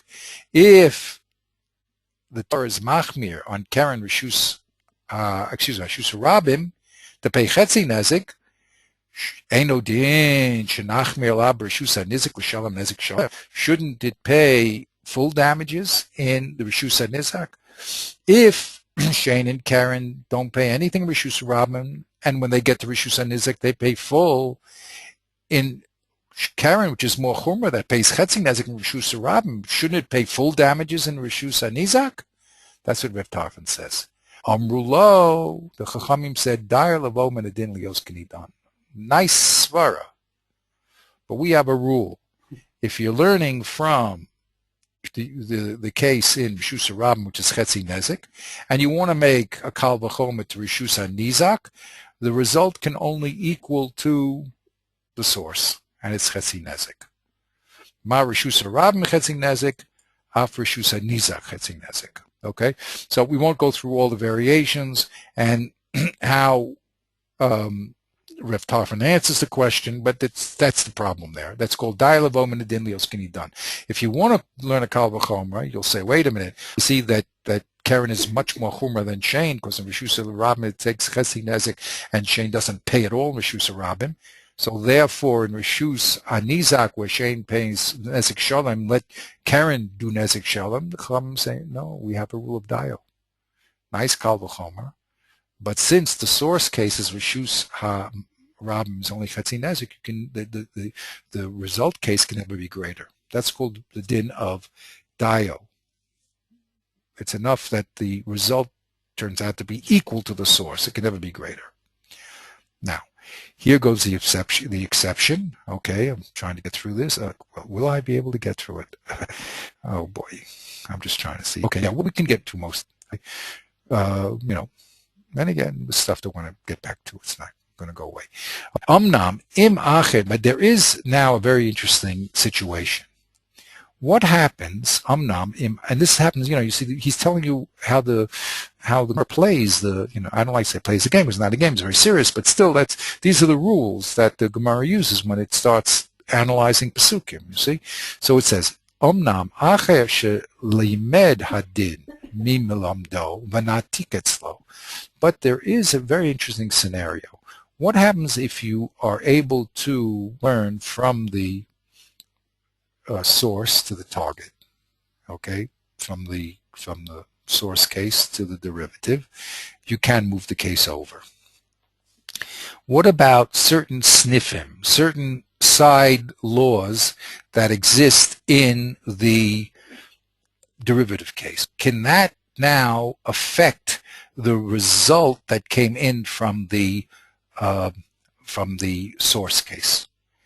In other words, you're learning a source, but the target here has certain peculiarities. Can those peculiarities impact on the learning that you just did from the source? Let's see if we can spell that out here. Okay. Amnam achashi limed hadin mi milamdo. After you learned the law from the source, v'natek etzlo, and it's moved over now to the target. Im besnifei oso hadin yeh b'marlis rabo ubeder usigno shelo v'lo yoter. It doesn't have to be that all the side aspects of this imported law to the target. Does it have to be exactly like the source case? Or can it have the impact of the environment of the target case? In other, Shabo meforish bo hatara, that the Torah, let's say, said in the target has certain unusual circumstances. Do those unusual circumstances still apply to the din, or do we drop them because the source case doesn't have that?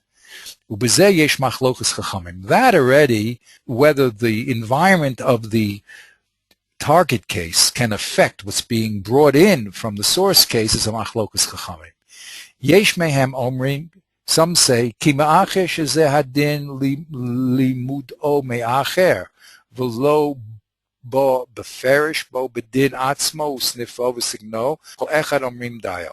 Since this law is a new law that was imported into the target, right? It was never mentioned there. So then, in every aspect, we say dio. I don't care what normally occurs in this target. This new law is not affected by the environment of the target. That's called don mine umine. We wholesale import from the source to the target, and we don't care about the environment of the target.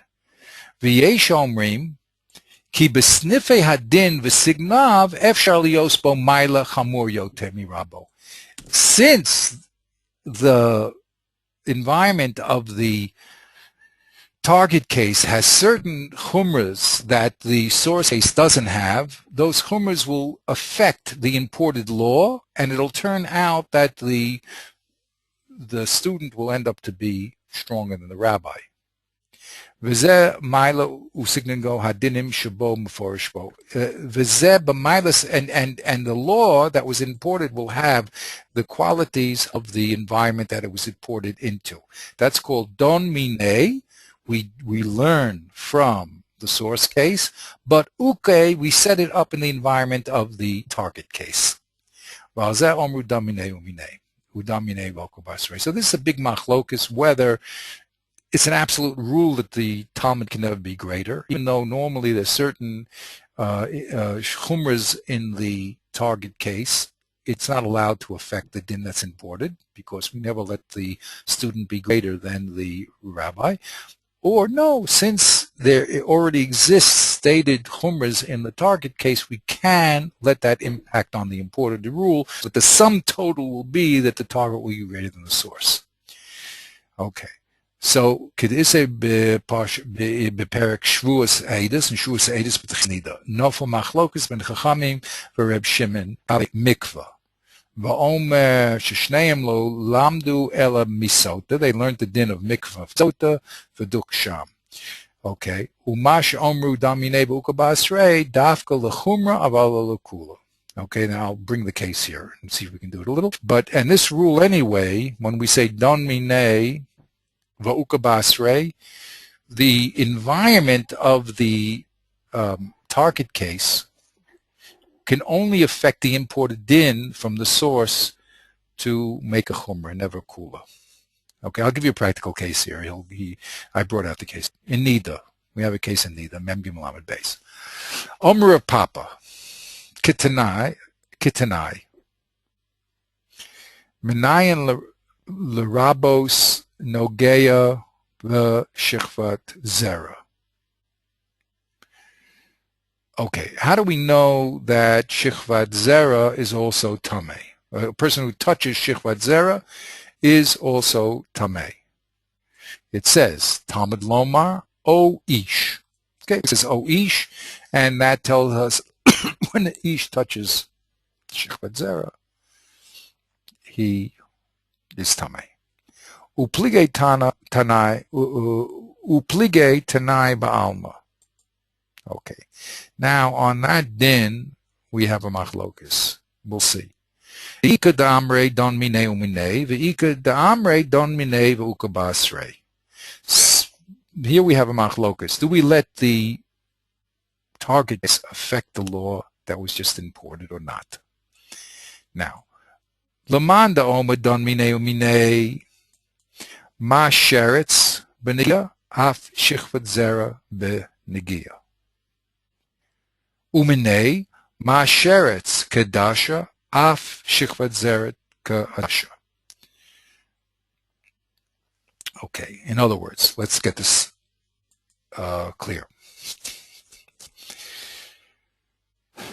What are we learning what from what? Don mine means that we're going to import everything from the source case.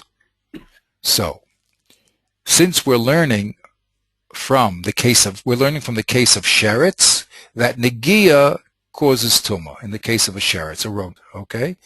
We're importing that din to the case of touching shichvat zera. And we're saying, just like the sheretz, a person is tameh when he touches it, so too we'll import that din that when a person touches shichvat zera, he's also tameh if he just touches it.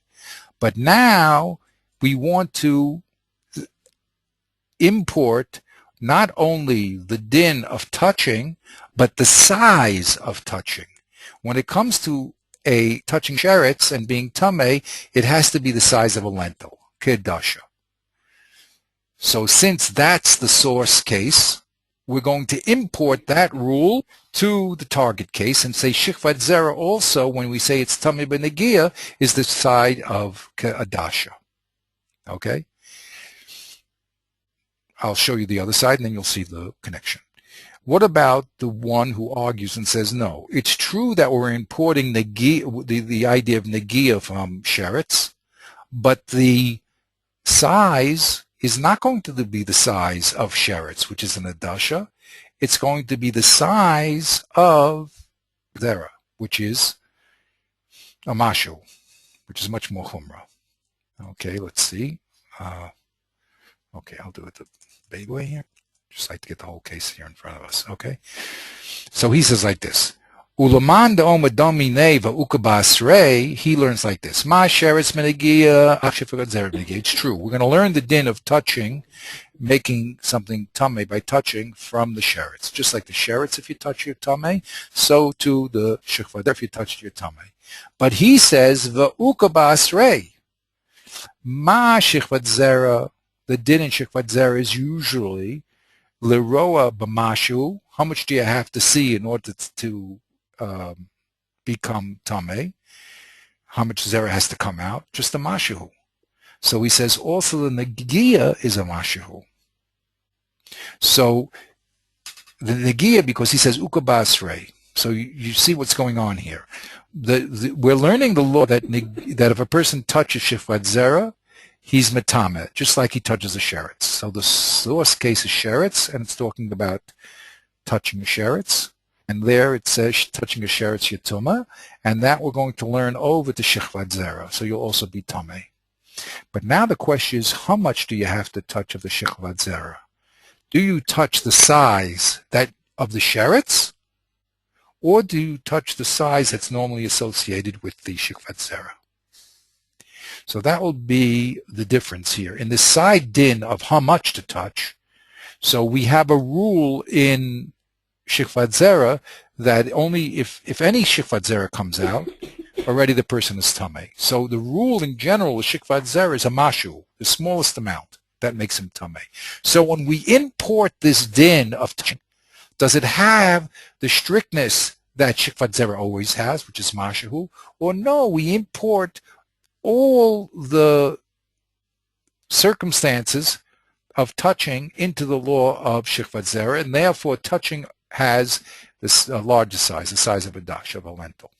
So that's the machloket. Everyone will agree that you're importing the general rule, the general law of negia, that basic law. It can't be that it's different. It can't be that the target, the shifvat zera, is greater than the negia.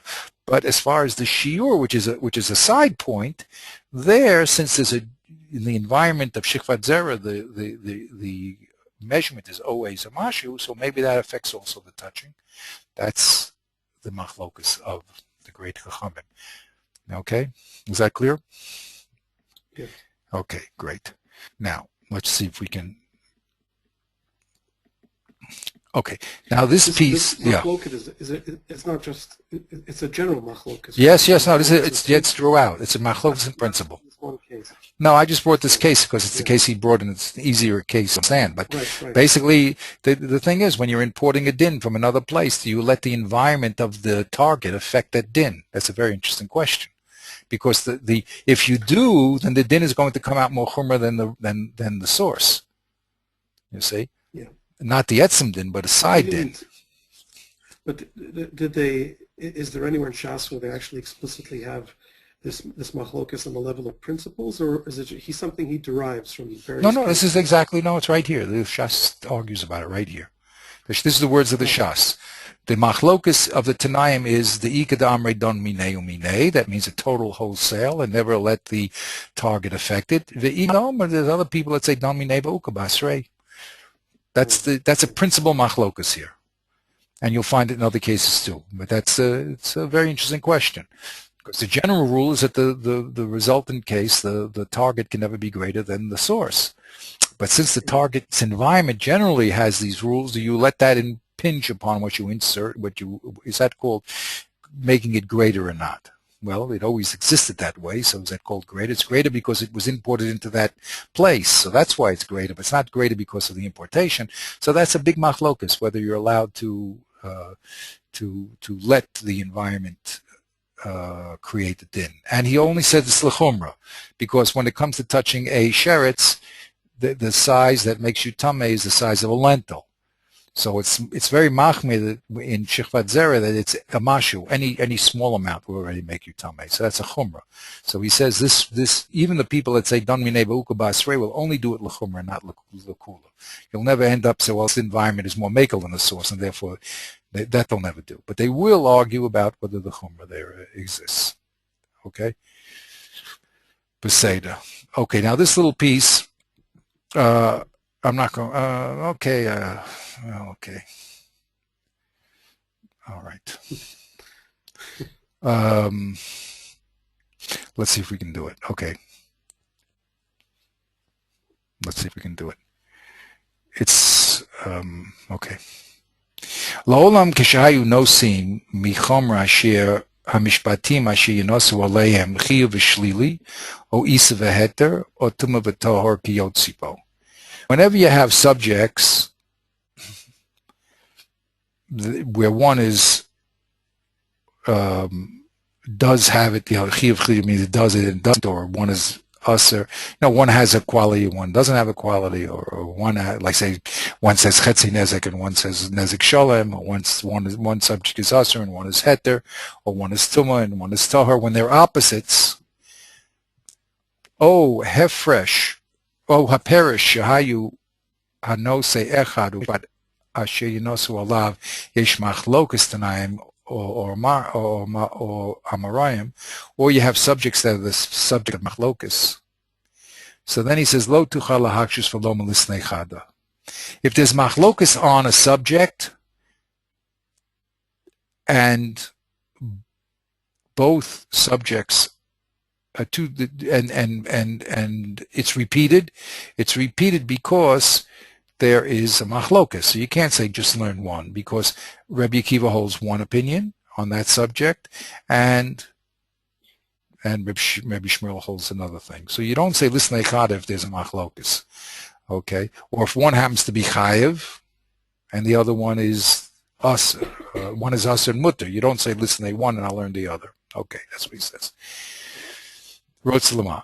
Omeyos kal meyosa nosim omeyosa mishpatim umimeno nimad hachamor. Learn the simple case and I'll learn the chomer. He says you can't do that. Ki imanos rishon kal etzel achiv hine chavero chomer kain v'imhu chomer etzel achiv hine chavero efsher shir kal etzlo o hefech o imhu kal etzel achiv hine hu chomer etzel ashlila v'chavero hu chomer mimeno. Okay, that's I can't explain that because I don't understand a real substantial case where that comes out, okay? So I'm going to leave that.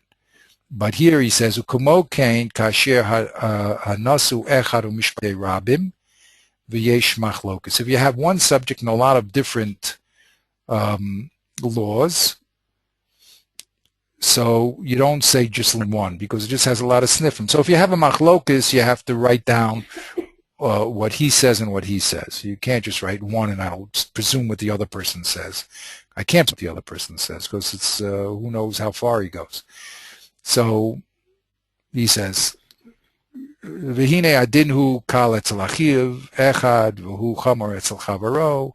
It's a machlokas, so you can't presume that you're going to learn from one person's case to the other person's case. Of course, what's chumra to one's cool to the other one. So you have to write. You always have, when there's a machlokas, you have to write down both sides and exactly at what point they disagree. Ulechein lo tochel lasos amehem rotzalam nosim ki'ilu diu klal min echad lechavaro. You can't derive one law from his friend. Nami mishpatim ha'elu ke'elu rotzalam sheyesh machlokas va'al zebo tamid lahodia kohu d'raploni. Okay, I'm going to give you a case here because to explain all of it is a little difficult. Okay.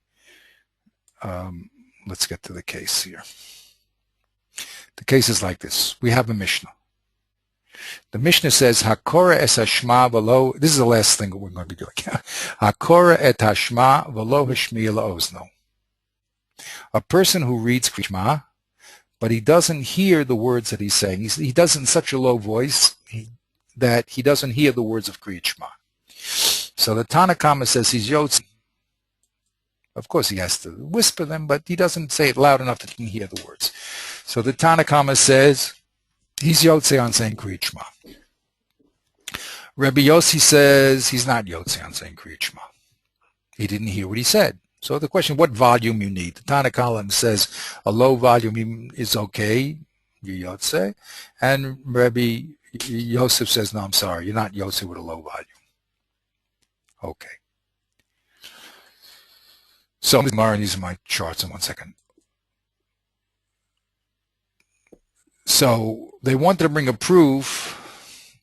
Okay. Umayda Reb Yossi, Dilma Reb Yehudahi, Va'omer Gabe Kriyat Shema Nami, Di Eved Im Lechachila No. Lo. They want to prove, first they wanted to say, they want to bring a proof that this text is Reb Yehuda and not Reb Yossi. Okay, this Tanakama here, we didn't say here, it says, I'm sorry, Hakoret Shema V'lo Shmi Los No Chila Di'ev. Okay, here. Okay, let's see. I forgot the case here. Let's see if I can pick it up again. V'omru Gamken V'omru Gabe Kriyat Shema Nami De'evidin L'Chatchila Lo.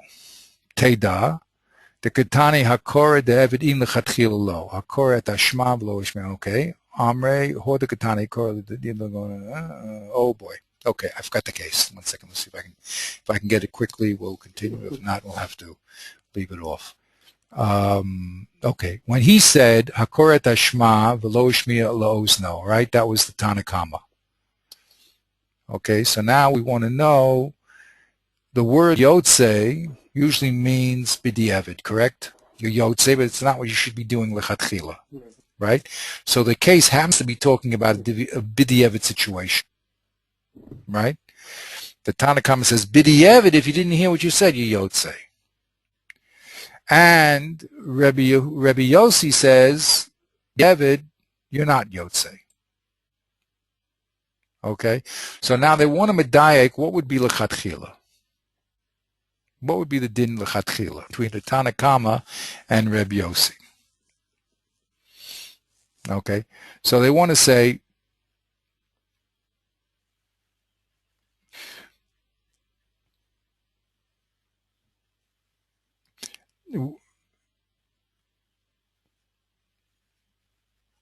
so that when we try to make a diuk from B'di'evid to L'chatchila for the Tanakama, who's Rabbi Yehuda, he said he's Yotzei B'di'evid. What would he say? He could either say it's Yotzei, or he could say it's Lo Yotzei, right? But if he says it's Yotzei, then would he talk about B'di'evid? He should talk about L'chatchila.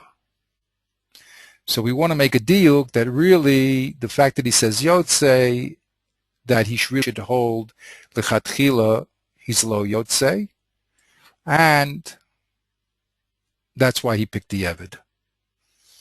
So the Gemara is going to say, no, that's not Mukhrach. It could be that the Tanakama holds that you're really not Yotzei L'chatchila either. But why did it pick the case of Yotzei? To show you that how far Rav Yossi would go, and he would say, even B'di'evid, you're not. So it picked the case of the Tanakama of Yotzei, not to tell you that the diuk, that L'chatchila, you're not Yotzei, really you're also Yotzei, but it picked the case of B'di'evid to show you the strength of Rav Yossi, because Rav Yossi holds you're not even Yotzei B'di'evid. If it talked about L'chatchila, then it would have written the Tanakama, Rabbi Yehuda would say you're not Yotzei L'chatchila. And Rabbi Yossi would also be not Yotzei L'chatchila, but you wouldn't know what the din was B'di'evid. So that's the reason why they picked the case of Yotzei. Okay, we have to get into that more deeply, but that's basically what they're going to do. I didn't give that a fair hearing, but Beseda. Okay, as a review, just to have a review, and then we'll call for an evening here. What did we learn here today?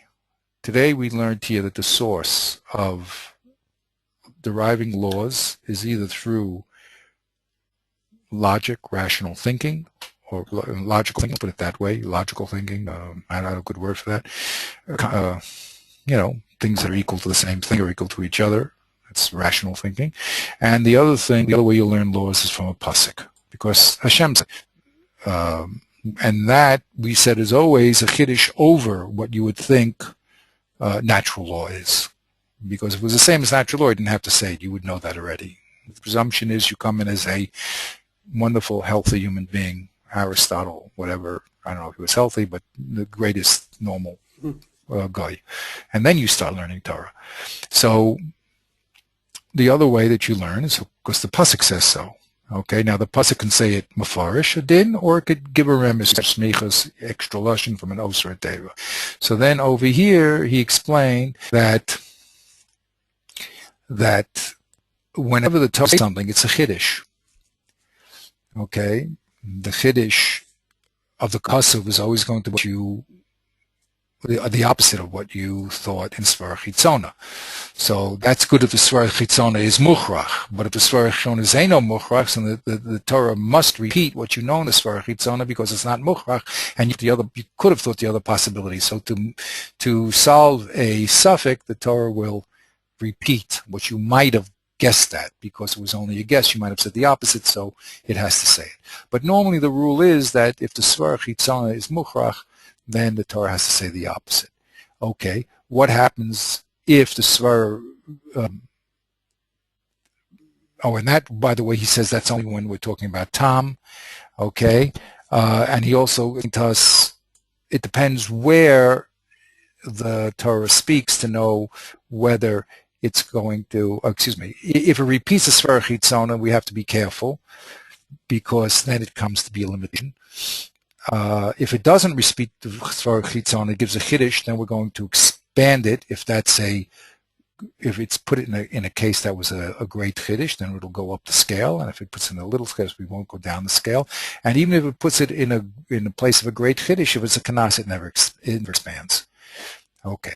Now, if, however, it's the Svara Chitzona is Mukhrach and it repeats it, so then we say it always comes to Mamayet. So those are the rules of Kasav that he spoke about. When it comes to extend, we do have a pasuk that does extend the law through a logical analogy, then we have to be very careful that make laws that they're equally equal in principle, and they're both equally strict or not, or makel, in order to make our movement from one case to the other through analogy. Or, of course, if you're going to use a kal v'chomer, then you have to know that when you go from the kal to the chomer, so it's always the chomer in the kal is going to end up in the chomer case, and if you go the other direction, the kula in the chomer is going to go down to the kal case. And then he explained to us there's another way that that information is used through analogy, but not through a common sense or rational connection between two objects. But the Torah happens to put two things together. In its law, it happens to want you to use, for instance, the get for divorce and marriage. So it put the two things together as a indicator to put those two things together when you use that document. Okay, but that's not because they logically belong together, but because they exist in writing in the physical text together. Okay, so that's basically it. Then he went through this whole thing that we just did now, which is when do we allow repetition, when do we don't allow repetition, okay, and all those variations. Again, things that have to be gone over, looked at, studied, and also seen in real life. So when we're dealing in our case here of, as I brought to you, when it came to Meitav, since Meitav is an extraordinary din, extraordinary. That means Svarach would never say that you have to give the best of your land when you damage someone. Svarach Chitzona would be that you just have to pay back for what you did, no matter with whatever. Nothing special about land. So that din, if that was going to move to other cases, you can't move it through analogy. You have to move it through a Gezer Shava. The case of Shavi Kesef Kekesiv, that is something that is a chiddush, because maybe you would say only use kesef. The Torah then says no, that in the din Torah Shavi kesef is equal to kesef. So there, that chiddush over the Svar Chitzona, that kesef can move all over the place. Okay, and we showed if in that case it seems that there's a repetition there in Eved Ivri, and Tosfos has to show that the two things are different. So that this basic format is the basic building blocks of all of our learning, and we're going to see it time and time again. Whenever you see one of these violated, you raise your hand and you say, "Wait a minute, we have this basic rule violated. Please explain it to me." So, and then you'll find people, of course, talk about it because they all know the rules of the game and they know what's called playing with the rules and playing without the rules. Okay. However, I just must say that there's a lot more sophistication in this general introduction. Okay. So in Kal V'chomer, for instance, there's all very serious complex cases of Kal V'chomer. We learn from three elements, not just two, not just learning from A to B, but you learn from A to B over to C, or from A, B, and C to C. So we have a lot more to learn. These are the basic building blocks, the alphabet of the system, but the system has a lot more rules than he brought. He brought us the basic building blocks, and from there we're going to now build forward. As I said to you, Are the rest of the rules more? You're saying they're more detailed? I mean, this chart here is basically. Yeah, there's more building blocks, or there's still yes, no, these are the building blocks. But within Kal V'chomer, for instance, there's other rules that he did not bring. Okay, right. Because the Kal V'chomer is learning one case from one case, right? You're learning case B from case A. What happens when you learn case B from two cases? Okay, that's a tzara shava. Then what happens if you learn from three cases? So these are the big people talk about these, and they have arguments about these cases. Everyone agrees on. These are the basic building blocks. But when we start getting into variations, like the Kal V'chomer built on 2 or 3, so you have machlokes on exactly how it works. We're doing this. I wanted to do with my chaver, the Shlosh Midos, just to be also an overview of them. So when it came to, we did the Shlor, the Shnei Luchos Habris, writes fantastic. I never knew that he wrote a book on these principles. At the end of his book, he has an explanation of the Shlosh Midos, but he brings down machlokuses on the advanced levels of these problems, like in the Kal V'chomer, as I told you. So it doesn't end here. There's like we said, Domine Voka Basrei is a variation. The general rule is the Talmud can never be greater. Yet, when it comes to an environment that has its own chumras, does that affect it in Nas Machlokas? So you will also find in these more complex cases that there'll be machlokas on actually how the system works. Change, and that will change radically also how the halacha will come out in pieces, But I mean, that's the game. I mean, you're talking about a very, very sophisticated system here. These are the basic rules of the game, but as we go further on, we're going to, see more complex interactions. And hopefully, that's what's called, being young and learning, and being older and learning is, the rules of the game better and better, and the variations. Okay. So that was a mouthful. Okay, so next week we're back. Next week we're back to Rishonim. Oh, I did. Okay, what I did do also. See, there's so much that we have to talk about. What I did here. Let me just show you.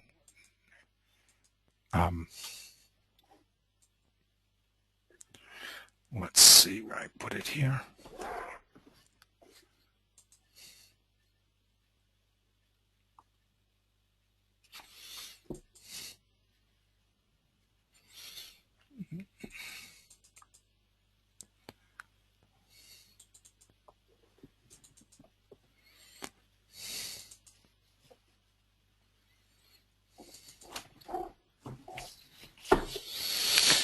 So I'm making more and nicer pictures. But basically, these are the 5 positions, you see, and the important thing to keep our eye on is the relationship, the hierarchy here, because as we just learned now, a lot will depend upon how you set the hierarchy. Okay, because if a law is that only Meitav, if Meitav is better than everything, so then it's the only thing you'll be able to use. But if Meitav turns out to be worse than everything because of a certain Bechina, then it won't be eliminating all the rest. So what's very, very important to learn, that's why you need real life cases here, is because the interaction, the excitement here is really how the elements line up. You can't just apply because you don't know what the lineup is. So if I say to you, of course, the Nezikin, it says Meitav in Midiyachrina low, it's because those Midinas are considered all less than Meitav, right? Meitav is considered, land is the best, and then movables is less. So if the halacha is that you have to give Meitav, which is less, certainly you can't give the worst. Okay, so that's based on the premise that land is better than metaltalin. Okay, which is that starting point, because that's the sun going around the world. When we get to Rev Papa, he's going to invert the system, and he's going to say it's not true. In this, when it comes to, we see it depends what bechina you're talking about. In the bechina of desirability, land is better than metaltalin. People would rather have land, even if it's worse, bad land, than subin. But when it comes to convertibility, it's easy to, you have more customers for metaltalin than you do for land.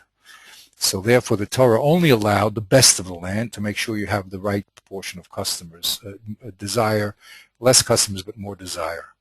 So this is the excitement in the learning, is to really get involved in the depth of the things, is to understand the hierarchy. We can know the rule, but the question is, in the actual case, how does the Torah view the hierarchy in this particular case? Okay, and every case may be different. You have to be very careful, because what goes on in damages may not be going on in marriage, or may not be going on in buying an eved. They may be similar, they may not be. But the study of the Gemara is to clarify those factors. And then, okay, you have machlokases. I mean, you can't avoid it. You have machlokases on how to solve problems. Okay, so basically, I did a lot of work in this. It's just a lot of colors, to anyone who's involved in the piece. But basically, what it's trying to do is to show the contradiction and to show what premises are being rejected in order to solve the problem. Okay, because we keep all the premises, we're only going to be left with the contradiction. So something has to give. The question is, what gives and at what price? Okay, we're giving up in order to solve this problem. Okay, so Bezat Hashem, next week, what we're going to do, these last two solutions, that's the one of Reb Papa and the one of Reb Huna, do not get eliminated in the Gemara. And Blineta next week, now we're able to look at what the Rishonim do and to see what their position is in the learning matrix. What's their job. Okay, that's going to be our next week, Bezat Hashem. Okay. Can I ask you, yes. Just before we say goodbye, yeah. Just a practical question here, and I hope you don't. I hope I'm not meddling, and I hope I don't want to step on anybody's feet or anything. But you mentioned last time that you left off with Sakt, and that you're working. You're not sure where you are, whether you're working together on translating Darkei Gemara or not. So I was wondering. I mean, I think it would be such a great thing to translate. I've been thinking even about how to do it. Well, okay. So basically, he's doing it, but he's doing it. Yeah, he is doing it at a very slow pace. But that's the thing. But maybe he'll review it or something. I don't know. I've always been sort of, I mean, I really hold that this book should have been the first thing translated. Yeah. Because it's talking about the unique system of the Gemara itself. The Ramchal combines both, but he doesn't talk about this aspect. Ramchal is more involved in the traditional understanding of logic, although he goes way beyond Aristotle. in a lot of things he does, especially in proof. But but this is the internal system of the Talmud itself, and that's critical. I mean, this idea of the Kal V'chomer is also explained by him, but this book is much more involved in the rules of the internal rules of the game than the Svar Chitzona, put it that way, right?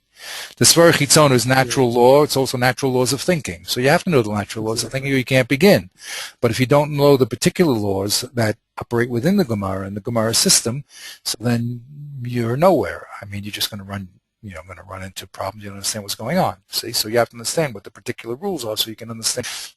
And this is, you see, because the Gemara is involved in communication. It's not involved in scientific investigation. It's trying to understand what's being said. So for us, it's very important to understand priority, because where the law is going to affect other laws in the matrix.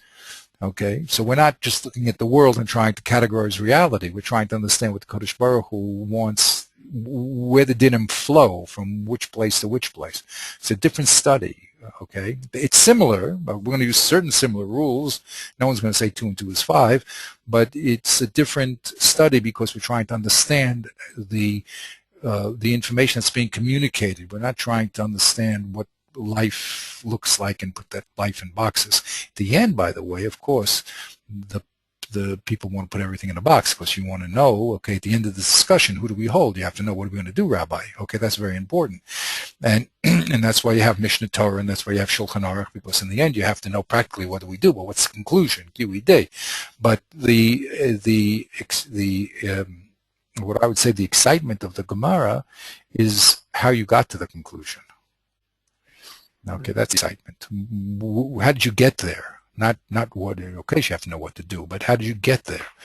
It's like you see these tremendous things. How can you talk on a piece of plastic and speak to someone on the other side of the world? Well, how did you do that? Well, who cares how you did it? You just pick up the phone and you dial, and that's what happens. Okay, so that's only part of that's exciting because you have a result. Okay, no one's saying no, but the more exciting is how did you get to the result? So that's what we're into when we're learning Gemara. You see, that's what's really going on. Okay, great. So about the book, I'm Bli Netter. I'm going to send you the Hebrew and the English. Okay, and you could look at them, and you're welcome to, go through it yourself and, do it, and then we'll integrate whatever you do into the final, or maybe when we get to the final, this whole thing with Feldheim has been a tremendous gebrach, because David had 2 other books going there, Yeah. You mean what, that the